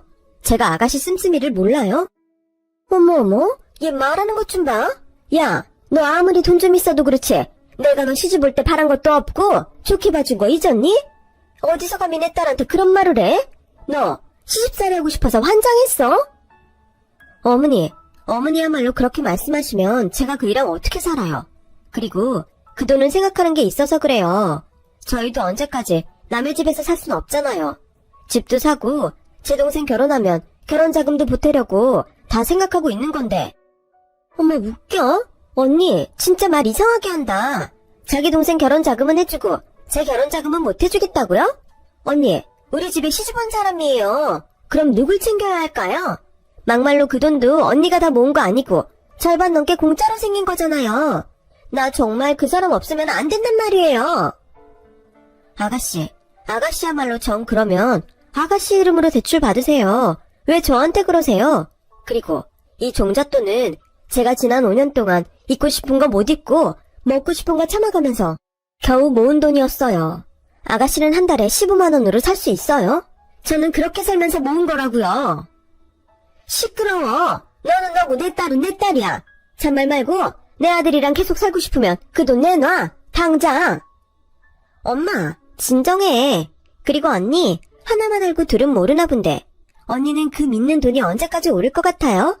주식이라는 게 한 방에 벌 수도 있지만 한 방에 잃을 수도 있는 거예요. 언니는 분명 심보가 고약하니까 그 돈 다 잃고 후회하는 날 오겠네요. 네, 후회해도 아가씨한테는 못 줘요. 그러니까 이만 돌아가세요. 저는 돈을 내놓으라는 시어머니의 말에 이성을 잃고 말았어요. 강도도 아니고 아무리 사람이 돈이 궁하고 궁지에 몰렸어도 하지 말아야 하는 말이 있잖아요. 하지만 시어머니는 어떡하든 저에게 1억을 뺏겠다는 듯 무섭게 저를 다그치셨고 옆에서 시누이는 제가 벌을 받은 거라고 저주하는데 그걸 그냥 듣고만 있을 수는 없었어요. 그래서 이만 돌아가라고 두 사람을 억지로 떠밀었는데 그러자 자기들은 돈 주기 전까지는 절대 안 나간다고 버티는데 정말 이게 무슨 경우 없는 일인가 싶었어요. 그리고 그때 남편이 오랜만에 집에 왔고 이 모습을 보고서는 어이없게 저에게 무슨 짓이냐며 자기 식구들을 감싸는데 편 없는 사람 서럽다고 눈물이 날 것 같더라고요. 야, 정말 치사하다. 사람이 돈 있으니까 이렇게 달라지냐? 왜? 돈 좀 생기니까 나나 우리 식구가 우스워 보여? 그래, 내 말이 바로 그 말이다. 시댁에서 달라고 하면 그냥 네 하고 내놓을 것이지 무슨 꾼말이 그렇게 많아. 지 동생 결혼 자금에 보탠다고? 누구 맘대로? 넌 이제 우리 집 식구야. 결혼하면 넌 니네 친정은 없다고 생각하고 살아야 하는 거라고. 돈도 없는 구질구질한 집구석 뭘 시집까지 와서 챙긴다고 유별인지. 잔말 말고 너 그거 처분해서 내 딸 줘라. 나 분명히 말했다. 시어머니는 그렇게 말하고 씩씩거리면서 시누이와 저희 집을 나갔어요. 그러자 남편은 저처럼 돈에 환장한 여자와는 한 집에서 못 산다고 자기 짐을 싸더니 자기 식구들을 따라 나갔는데 그때는 오히려 남편이 나간 게 고마웠어요. 저도 사실 남편에게 이번 일로 실망이 이만저만이 아니었거든요. 계속 같이 있으면 싸움만 커질 게 분명했는데 저렇게 알아서 나가주니 너무 고맙더라고요. 하지만 여전히 제 속은 부글거렸고 그저 제 돈에 침을 흘리며 달려드는 남편과 남편 식구들이 기생충처럼 느껴져 화가 났어요. 제가 정말 너무한 걸까요? 만약 시어머님이 돈이 필요하신 상황이거나 어디 아프셔서 병원비가 필요한 거라고 하면 저는 아쉬워도 돈을 드렸을 거예요. 하지만 다른 일도 아닌 시누이 시집가는데 제가 왜 돈을 내놓아야 하는지 그들의 논리가 저를 자꾸만 화나게 했어요. 그래서 한 번은 점심을 먹으며 선배에게 고민을 털어놨어요. 선배는 그러자 제게 왜 뒷주머니 차고 있으라니까 남편에게 말했냐고 제 잘못도 있는 거라고 말했고 이미 지나가버린 일 탓할 수는 없으니 그저 골머리를 앓을 수밖에 없었어요. 그러는 사이 주식도 조금씩 계속 떨어지기 시작했어요. 저는 떨어지는 주식을 보며 이 돈을 빼야 할지 계속 넣고 있어야 할지 몰라 마음만 조급해졌는데 돈을 벌어 무척이나 행복했지만 그 대가는 과히 작지는 않았죠. 세상에 공짜는 없다고 하더니 정말 그 말이 맞는 말이었어요. 그리고 남편에게 전화가 왔는데 저는 무슨 일인가 싶어 반갑지 않았지만 전화를 받았고 남편은 제 생각이 바뀌었는지 확인하고 싶어하는 눈치더군요. 어떻게 생각 좀 해봤어? 주식 확인하니까 떨어지고 있던데 그거 봐. 그냥 지금이라도 있는 거 빼고 명주 도와주자. 싫다고 몇 번을 말해야 해. 그리고 나 주식 뺄 생각 없어. 그거 빼고 갖고 있으면 자기랑 자기 식구들 나 들들 볶을 거잖아. 다 까먹는 한이 있어도 나 주식 안 뺄 거야. 야, 너 진짜 독하다. 돈에 환장했다는 말이 너를 두고 하는 말이구나. 이래서 주식이 무서운 거라니까. 똑똑히 들어. 내 동생 결혼 엎어지면 그건 다 네 탓이야. 내 동생이 결혼 못하고 잘못되잖아? 그럼 내가 너 절대 가만 안 둔다. 뭐라고? 아니, 당신도 그렇고 당신의 가족은 나한테 왜 그래? 막말로 그 돈은 자기들이랑 상관없는 돈이잖아. 그런데 왜 상관도 없는 돈에 욕심내면서 나한테만 돈에 환장했다고 하는 건데? 나 주식으로 돈 벌면 번듯한 우리 집 사려고 했어. 아니, 그 정도는 아니더라도 대출받은 거 다 털려고 했다고. 물론 남으면 진석이 결혼할 때 보태주고. 그게 잘못이야? 그래, 잘못이지. 우리 집이야 천천히 사면 되고 거기에 처럼 결혼은 왜 끼는데? 당장 결혼할 내 동생이 있는데 넌 결혼 계획도 없는 네 동생이 더 중요하냐? 그래, 나도 내 동생이 더 중요해. 내 동생은 나 결혼하면서 집에 신경 쓰지 말라면서 집 생활비까지 책임지고 있어. 근데 자기 동생은 어때? 맨날 주제도 모르고 명품이나 바라고. 내가 미쳤어? 그런 자기 동생한테 1억이나 주게? 됐다. 정말 너하고는 말이 통하지 않는다. 생각 바꿀 거 아니면 연락하지 말자. 나 당분간 집에 안 갈 거야. 그 집 대출 명의도 네 앞인데 내가 치사해서 거기 살겠냐? 남편은 그렇게 화를 내며 전화를 끊었어요. 저는 살고 있는 집 생각까지는 안 했는데 전세자금 대출 명의가 제 앞인 건 맞았어요.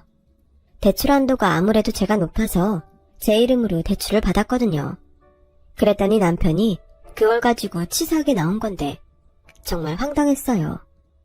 결혼하고 같이 산 지는 얼마 되지 않았지만 5년이나 만난 남자인데 사람이 이럴 수 있나?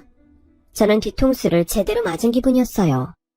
게다가 팔은 안으로 굽는다고 자기 식구들에게 막말을 듣는 저에게 단 한 번도 제 편에 서주지 않는 남편에게 서운한 건 말로 다 하지 못할 정도였죠. 그래서 그날 저녁 남편을 소개해준 선배와 술을 마시며 남편과 시댁에 대해 마음고생하고 있는 사실을 털어놨어요. 그러자 선배는 혀를 차며 그럴 줄 알았다는 듯 말했어요. 돈 앞에서 안 변하는 사람 있을 것 같아? 모르긴 몰라도 자기도 변했을걸? 전에도 말했지만 자기도 잘못 있어. 물론 그 사람들이 더 문제 있지. 왜 시자 붙은 것들은 그렇게 경우가 없을까? 나도 말을 안 해서 그렇지. 주식으로 돈 벌어서 이사간 뒤로 시댁 식구들이랑 맨날 싸운다. 내가 무슨 돈 나오는 도깨비방망이라도 있는 줄 아나? 걸핏하면 빌려달라고 하고 큰 돈 나갈 일 있으면 나더러 내래. 내가 아주 미치겠어. 언니도 그래요? 진짜 사람들이 왜 그런 걸까요? 그래서 돈이 무섭다는 거야. 돈만 있으면 행복할 것 같았지? 그러려면 혼자 숨겨놓고 몰래 티 안 나게 써야 해. 돈 앞에 사람 변하는 것처럼 무서운 게 없다. 자기도 알잖아. 로또 맞은 사람들 하나같이 불행한 거. 저는 이해가 안 갔어요. 행복해야지. 왜 다들 그렇게 인생이 망가지는지. 저는 안 그럴 거라고 생각했는데. 지금이라도 중심 딱 잡아. 내가 소개한 사람이라 할 말 없지만 이미 엎어진 물 자기라도 흔들리지 말고 버텨. 고마워요 선배. 그리고 이런 말해서 죄송해요.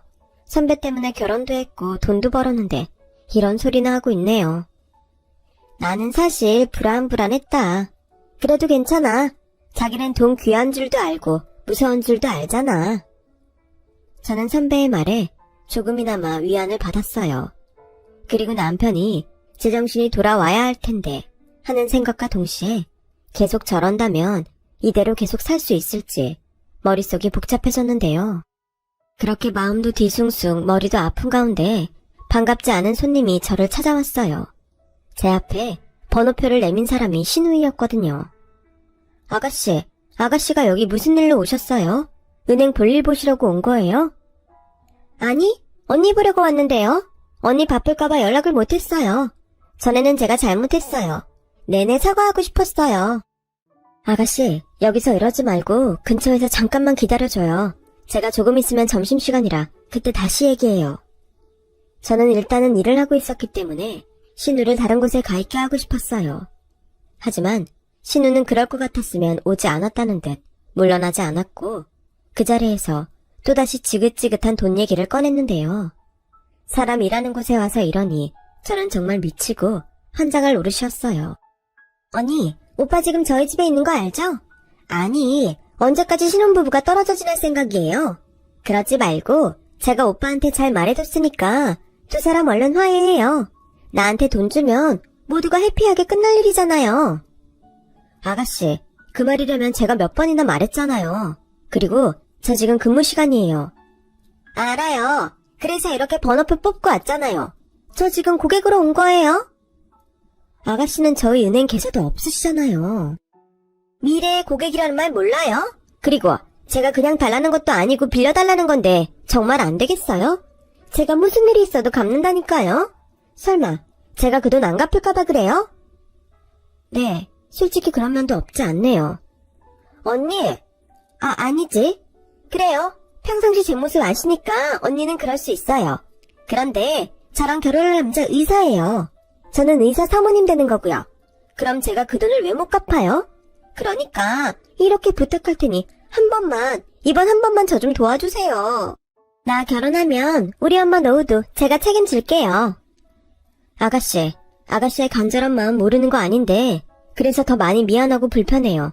제 마음 변하는 일 없으니까 이만 돌아가 주세요.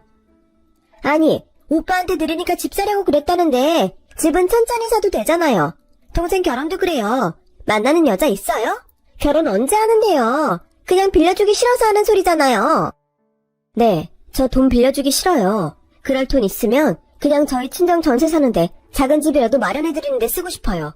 지금 사는 집주인이 보증금 2배 줄 거 아니면 나가라는데 제가 그걸 보고만 있어요? 돈 버는 동생 있잖아요. 왜 언니는 오지랖 넓게 신경 안 써도 되는 데까지 신경을 써요? 그리고 언니 부모도 그래요. 여태 언니 덕 보고 살았는데 그 돈을 또 받아요? 그럼 너무 염치 없는 거지? 아가씨, 말 가려서 해요. 저희 부모님 한 번도 당연하게 제 돈 받으신 적 없으세요. 늘 죄인처럼 미안하다고 하시고요. 그리고 저 정말 이러면 곤란해요. 남은 얘기는 이따 하고 이만 가주세요. 싫어요. 저 돈 준다고 할 때까지 여기서 버티고 있을 거예요. 언니 창피하게 진상 떨면서 언니 쪽팔리게 할 거라고요. 그러니까 개망신 당하고 싶지 않으면 돈 준다고 약속해요, 빨리. 전 그렇게 나오면 저는 신고할 수밖에 없어요. 여기 은행인 거 아시죠?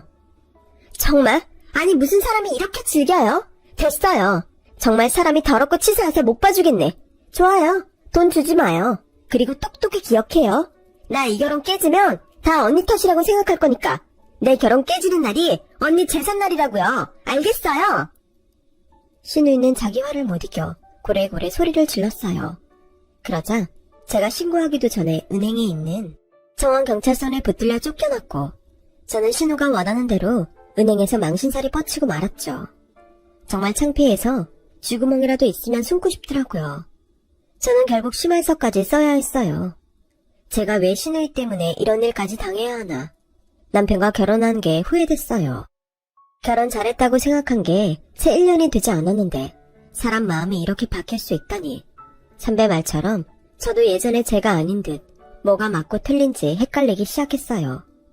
그러자 신우가 난동 부린 걸 다 본 선배는 저에게 조용히 다가와 이렇게 말했는데요.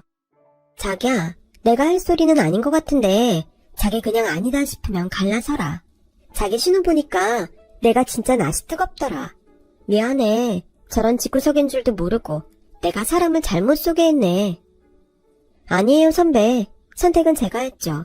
저 연애도 길게 했잖아요. 판단은 제가 한 거예요. 그러니 선배는 그런 생각 안 하셔도 돼요. 말은 고맙지만 어떻게 그러니? 나도 책임이 있지. 난 그냥 자기가 좀 남들처럼 잘 살았으면 했어. 알아요. 그래서 저 한 번도 선배 원망한 적 없어요. 아마 이혼해도 선배 원망은 하지 않을 거예요. 정말? 염치 없지만 고맙다. 기분 풀어. 심해서 그깟 거 대충 써서 내면 되고 오늘 자기 신우 남동 부린 거 자기 이혼할 때 유리할 거야. 내 친구 중에 변호사 남편 있는 애 있거든. 소개해줄게. 내가 이제 남자는 소개 안 해도 이런 소개는 얼마든지 하지. 선배는 미안한 듯 원래 잘하지 않는 너스레까지 떨며 저에게 말했어요. 선배의 불편한 마음을 모르지 않기에 저는 겉으로는 웃었지만 마음은 이미 한계에 부딪히고 있었죠. 그러던 어느 날이었어요. 하루가 멀다 하고 괴롭히는 남편과 헤어지기로 마음을 굳히고 퇴근하고 집에 오는데 문을 열고 들어가니 반갑지 않게도 남편과 시어머니 그리고 시누이가 먼저 와서 저를 기다리고 있었고 신발도 채 벗지 않았는데 시누이가 성큼성큼 제가 들어오더니 제 뺨을 세게 내리쳤어요. 순간 술 냄새가 확 풍갔는데 얼마나 세게 맞았는지 제가 휘청거렸네요. 지금 이게 무슨 짓이에요? 미쳤어요? 그래, 미쳤다. 너 때문에 내 결혼 엎어졌어. 어때? 속이 시원해? 다 너 때문이야. 네가 나한테 1억만 줬어도 난 사모님 소리 듣고 편하게 살 수 있었다고. 아가씨, 지금 그걸 말이라고 해요? 원하는 대로 결혼 못해서 속상한 건 알겠는데 왜 저한테 그래요? 그렇게 뺨을 맞는데 남편이란 놈은 저를 노려볼 뿐 지동생을 말릴 생각을 하지 않더군요. 그래서 이번엔 제가 있는 힘껏 신우이 뺨을 쳤어요. 그때는 이미 저도 이성줄을 놓은 상태였죠. 그러자 시어머니는 어디서 감히 자기 딸에게 손을 대냐며 제 머리채를 잡고 흔드셨고, 신우는 저에게 발길질까지 하는데 남편은 그럴 줄 알았다는 듯 일그러진 표정으로 구경만 하고 있더라고요. 저는 너무 화가 나 있는 힘껏 소리쳤어요. 그리고 눈에는 눈, 이에는 이, 집안 물건들을 그들에게 던져버렸죠. 그러자 제가 던지는 조명과 신발 등에 맞은 신우이와 시어머니는 저에게 돌았냐고 소리쳤어요. 당신들이 그러는데 내가 미치지 않고 어떻게 살아요? 그 결혼이 나 때문에 엎어졌다고요? 정말 그렇게 생각해요? 처음부터 편하게 살 생각으로 주제도 모르고 시집가려고 했던 게 잘못이라는 생각은 아무도 못하나 보네요. 엄마, 전현 하는 소리 좀 봐. 네가 나한테 돈 빌려줬으면 나 행복하게 결혼했어. 네가 내 행복을 낀 거라고. 너 책임져. 앞으로 내 인생 네가 책임지라고. 그래, 내 딸 인생 네가 망쳤으니까 네가 평생 내 딸 돈줄 대주고 살아. 알겠어? 어디서 뚫린 입이라고 함부로 짓거려. 내 딸의 능력이 있어서 의사 남자를 데려왔는데 그럼 시집온 네가 돈 좀 줄 수 있는 거지. 키워코 내 딸 혼사를 막아? 네가 그러고도 온전하게 살 줄 알았어? 너 지금 얘 속이 얼마나 썩어 문드러지는 줄 알아? 매일 술로 버틴다고. 내가 그 꼴을 보고 있으면 속이 타서 죽겠어. 이게 단 2년 때문이야. 그러고도 네 잘못 없다고 떠들 거야? 그 입을 확 찢어버려야 내 속이 시원하겠다. 너 이리 와. 엄마, 그만해. 뭘 그렇게까지 해. 그리고 너도 그렇다. 난 정말 자기가 이렇게 독한 년인 줄 알았다면 결혼까지는 하지 않았을 거야. 나나 우리 식구가 얼마나 부탁을 했냐? 그런데 그걸 손에 꼭 쥐고 내놓지를 않으니 진짜 독하다 독해. 나중에 내가 아파도 돈 아까워서 그냥 죽으라고 하겠다. 너한테는 가족이 돈보다 못하잖아. 아, 무서워. 그래놓고 지네 가족은 아주 끔찍해요. 결혼하면 우리 식구는 네 가족 아니냐? 난 이번에 진짜 너 다시 봤다. 넌 분명 돈 때문에 천벌받을 거야. 그래, 열심히 벌고 열심히 모아. 너 죽으면 내가 보란듯이 팍팍 써줄 테니까. 정말 지금 생각해도 어이가 없어요. 어떻게 남편이라는 놈이 저런 말을 자기 와이프한테 할 수 있는 거죠? 자기 식구한테 끔찍한 건 제가 아니라 자기면서요. 저는 고맙게도 그 말을 듣고 1분 1초라도 빨리 저 새끼랑 갈라서야겠다고 결심했어요. 그래도 좋았던 기억이 있어 고민하고 있던 제가 등신이고 정신 빠진 년 같더라고요. 그래서 이제라도 정신 바짝 차리고 잘라낼 건 잘라내기로 다짐했죠. 그래서 들고 있던 핸드백을 손에 움켜쥐고 남편놈 대가리를 세게 후려쳤어요. 야, 너 이거 폭력이야? 너 내가 가정폭력으로 신고한다? 그래, 해. 제발 좀 해주라. 지금 자기 식구 싸고 드는 게 나야, 너지? 똑같은 잡소리도 들어주는데 한계가 있어. 어쩌면 식구들이 가족 아니랄까봐 똑같이 거지근성이냐? 나야말로 이런 집이고 이런 인간인 줄 알았다면 결혼? 연애도 안 했어. 돈에 환장했다고? 난 적어도 나나 너 우리 잘 사는 걸 1순위로 생각했어. 근데 넌 아닌가 보네. 지랄하고 있네. 우리 오빠가 결혼한 지 얼마 되지도 않은 널 1순위를 생각하겠냐? 머리가 그렇게 나쁜데 은행에서 일은 어떻게 하냐? 그리고 원래 너처럼 무식하고 고집센 기집애 맞아야 하는 거야. 신우는 그렇게 또다시 손을 번쩍 들고 제 앞으로 달려들었어요. 하지만 제가 이젠 맞을 이유가 없기에 그 손을 간단히 잡아챘고 술을 얼마나 먹은 건지 휘청휘청한 게 조금만 힘을 줘도 픽 하고 쓰러지는데 정말 어이가 없어서 헛웃음이 나왔어요. 그리고 저도 마침내 속에 담고 있던 말을 정성껏 해줬네요. 야, 너 말 똑바로 해. 내가 너보다 3살이 많아. 어디서 반말 찍찍이야? 이게 아가씨라고 대우해주니까 지가 정말 애기신 줄 아네. 야, 내가 진짜를 한번 말해볼까? 너 그 남자 사랑하지 않았어. 그 남자도 너 사랑하지 않았어. 둘이 그렇게 좋아 죽는데 그깟 돈 때문에 깨진다고? 야, 로미오와 줄리엣 지나가는 개가 웃겠다. 그렇게 좋아 죽겠으면 대출이라도 받아 사면 됐잖아. 왜 나한테 지랄인데? 쟤는 조금도 손해보고 싶지 않다는 거지. 그 남자도 딱 너 같은 거야. 그렇게까지 네가 욕심나진 않았던 거지. 그런데 이걸 내 탓이라고? 그렇게 자기 최면 걸면 네 한심한 현실이 좀 나아져? 야! 내 말 아직 안 끝났어. 너 계속 이렇게 살잖아? 그럼 너랑 똑같은 남자랑 결혼하든가. 아님 계속 이렇게 닥쳤던 개마냥 팽당할걸? 그러니까 정신 똑바로 차리고 살아. 현실을 자각하고 돈이라도 모으란 말이야. 한심하고 등신 같은 게 꼭 지같이 인생을 살아. 신우는 제 말에 상처받은 듯 그 자리에서 대성통곡을 했어요. 그래서 잔뜩 화가 난 시어머니가 저를 무섭게 노려보며 자기 딸을 안고 달랬고, 남편은 그런 모습을 보다 못해 저에게 한 소리 했죠. 지금 잘못했다고 무릎 꿇고 빌어도 용서해 줄까 말까인데 너 지금 내 동생 울려? 진짜 나한테 이혼당하고 싶어 환장했어? 너는 참 좋겠다. 돈 때문에 이혼이나 당하고 네 인생은 뭐 있냐? 어디서 주제도 모르고 설교질이야. 내 동생이 어디가 어때서? 당장 사과해. 웃기고 있네. 사과? 내가? 가만 보면 저것도 정상은 아니야. 널 거르지 못하고 결혼까지 한 나도 미친년이고 지금 사태 파악이 좀 안 되나 본데 내가 너한테 이혼 당하는 게 아니고 네가 나한테 이혼 당하는 거야. 나라고 너랑 살고 싶겠니? 이 꼴을 봤는데. 그래서 진짜로 이혼을 하자고? 그래. 사실 이 꼴 보기 전에 이미 마음 굳혔어. 이런 기생충 같은 사람들하고는 절대 다시 보고 싶지 않아. 뭐? 기생충? 너 말 다 했어? 어디서 감히 내 새끼들한테? 애미가 그러니 새끼들이 뭘 보고 자랐겠어요? 돈에 환장한 사람은 제가 아니라 그쪽 새끼들이네요. 야, 너 이씨, 우리 엄마한테까지 그렇게 함부로 할래? 좋아, 이혼해. 나도 너같이 경우 없는 년이랑 더는 살기 싫어. 근데 그건 아냐? 결혼하고 형성된 재산은 이혼하면 반반씩 나누는 거. 네 주식도 나랑 결혼하고 수익 난 거니까 반은 내 몫이야. 나는 좋지. 그 돈으로 나는 세상가 가면 되니까. 어디서 주워 들은 건 있어가지고. 근데 알려면 똑바로 알아. 정말 네가 생각하는 것같이 될 것 같아? 그 종잣돈이 누구 돈인지 벌써 잊었어? 그래, 법으로 하자. 어차피 내가 말해봤자 너 안 믿을 거잖아. 그렇게 말하면 내가 무서워할 줄 알고 나는 이혼하면 땡큐야. 그래, 행복한 상상 많이 해.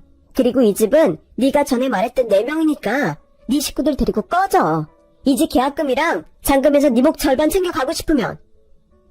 남편은 제 말에 순간 계산을 하는지 눈동자가 흔들렸고 그 말이 맞다고 생각했는지 술에 취해 울고 화가 나서 악을 쓰는 자기 식구들을 데리고 제 명의의 집에서 나갔어요.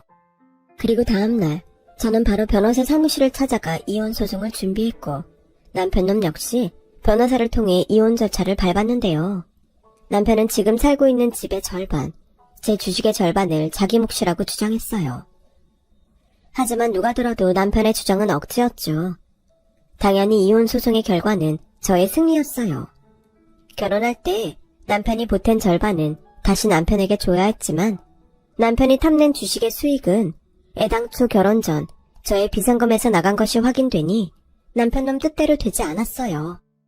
게다가 제가 근무하는 은행에까지 와서 행패를 부리던 신우이의 사건과 시어머니와 신우, 거기에 남편까지 합세해 제가 싫다는 의사를 분명히 했음에도 지속적으로 돈을 뜯어내려 한 점이 이혼 사유로 인정되어 저는 1,000만 원이라는 위자료까지 받을 수 있게 됐는데요. 그러자 남편놈은 자기는 억울하다며 인정할 수 없다고 판사님 앞에서 소리를 치더군요. 그 순간 저는 더 명확히 알았어요. 돈에 환장한 인간은 저놈이라는 걸요.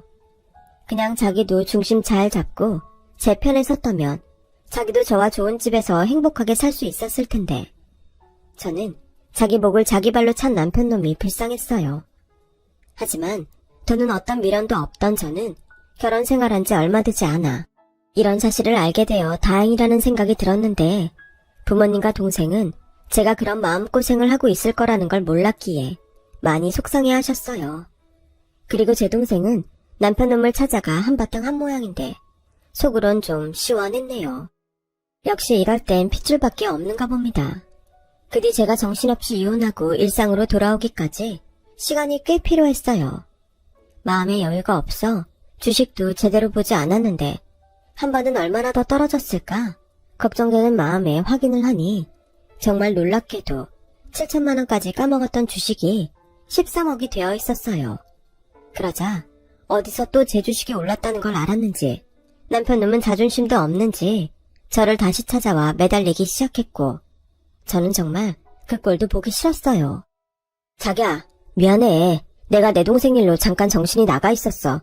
내 식구는 자기 하나인데 내가 왜 그랬는지 몰라. 엄마랑 명주가 하도 옆에서 사람을 들들 볶으니까 눈에 뭐가 씌었나 봐. 이제 나 정신 차렸어. 우리 5년 연애할 때 좋았잖아. 서로 비슷한 구석도 많고 잘 통하고 나 한 번만 용서해주라. 내가 자기 편 안 들어서 정말 미안해. 주식 많이 올랐지? 정말 그때 돈 뺐으면 어쩔 뻔했냐? 이렇게 많이 오를걸. 나 이번에도 자기한테 감탄했잖아. 역시 나한테는 자기밖에 없구나 생각했다니까? 내가 나쁜 말해서 미안해. 다 잊어주라. 내가 평생 속죄하는 마음으로 잘할게. 내가 자기 행복하게 해줄 수 있어. 그러니까 나 버리지 말고 우리 다시 시작하자. 응? 왜? 주식이 더 올랐다고 하니까 배 아파? 근데 지금 생각하니 참 고맙다. 이렇게 주식도 오르고 이혼해서 더는 당신이랑 당신 식구들 안 엮어도 되잖아. 그때 지금처럼 몰랐어 봐. 생각만 해도 무서워. 그때 당신이랑 당신 가족들 눈이 어땠는 줄 알아? 살인도 할 것 같더라.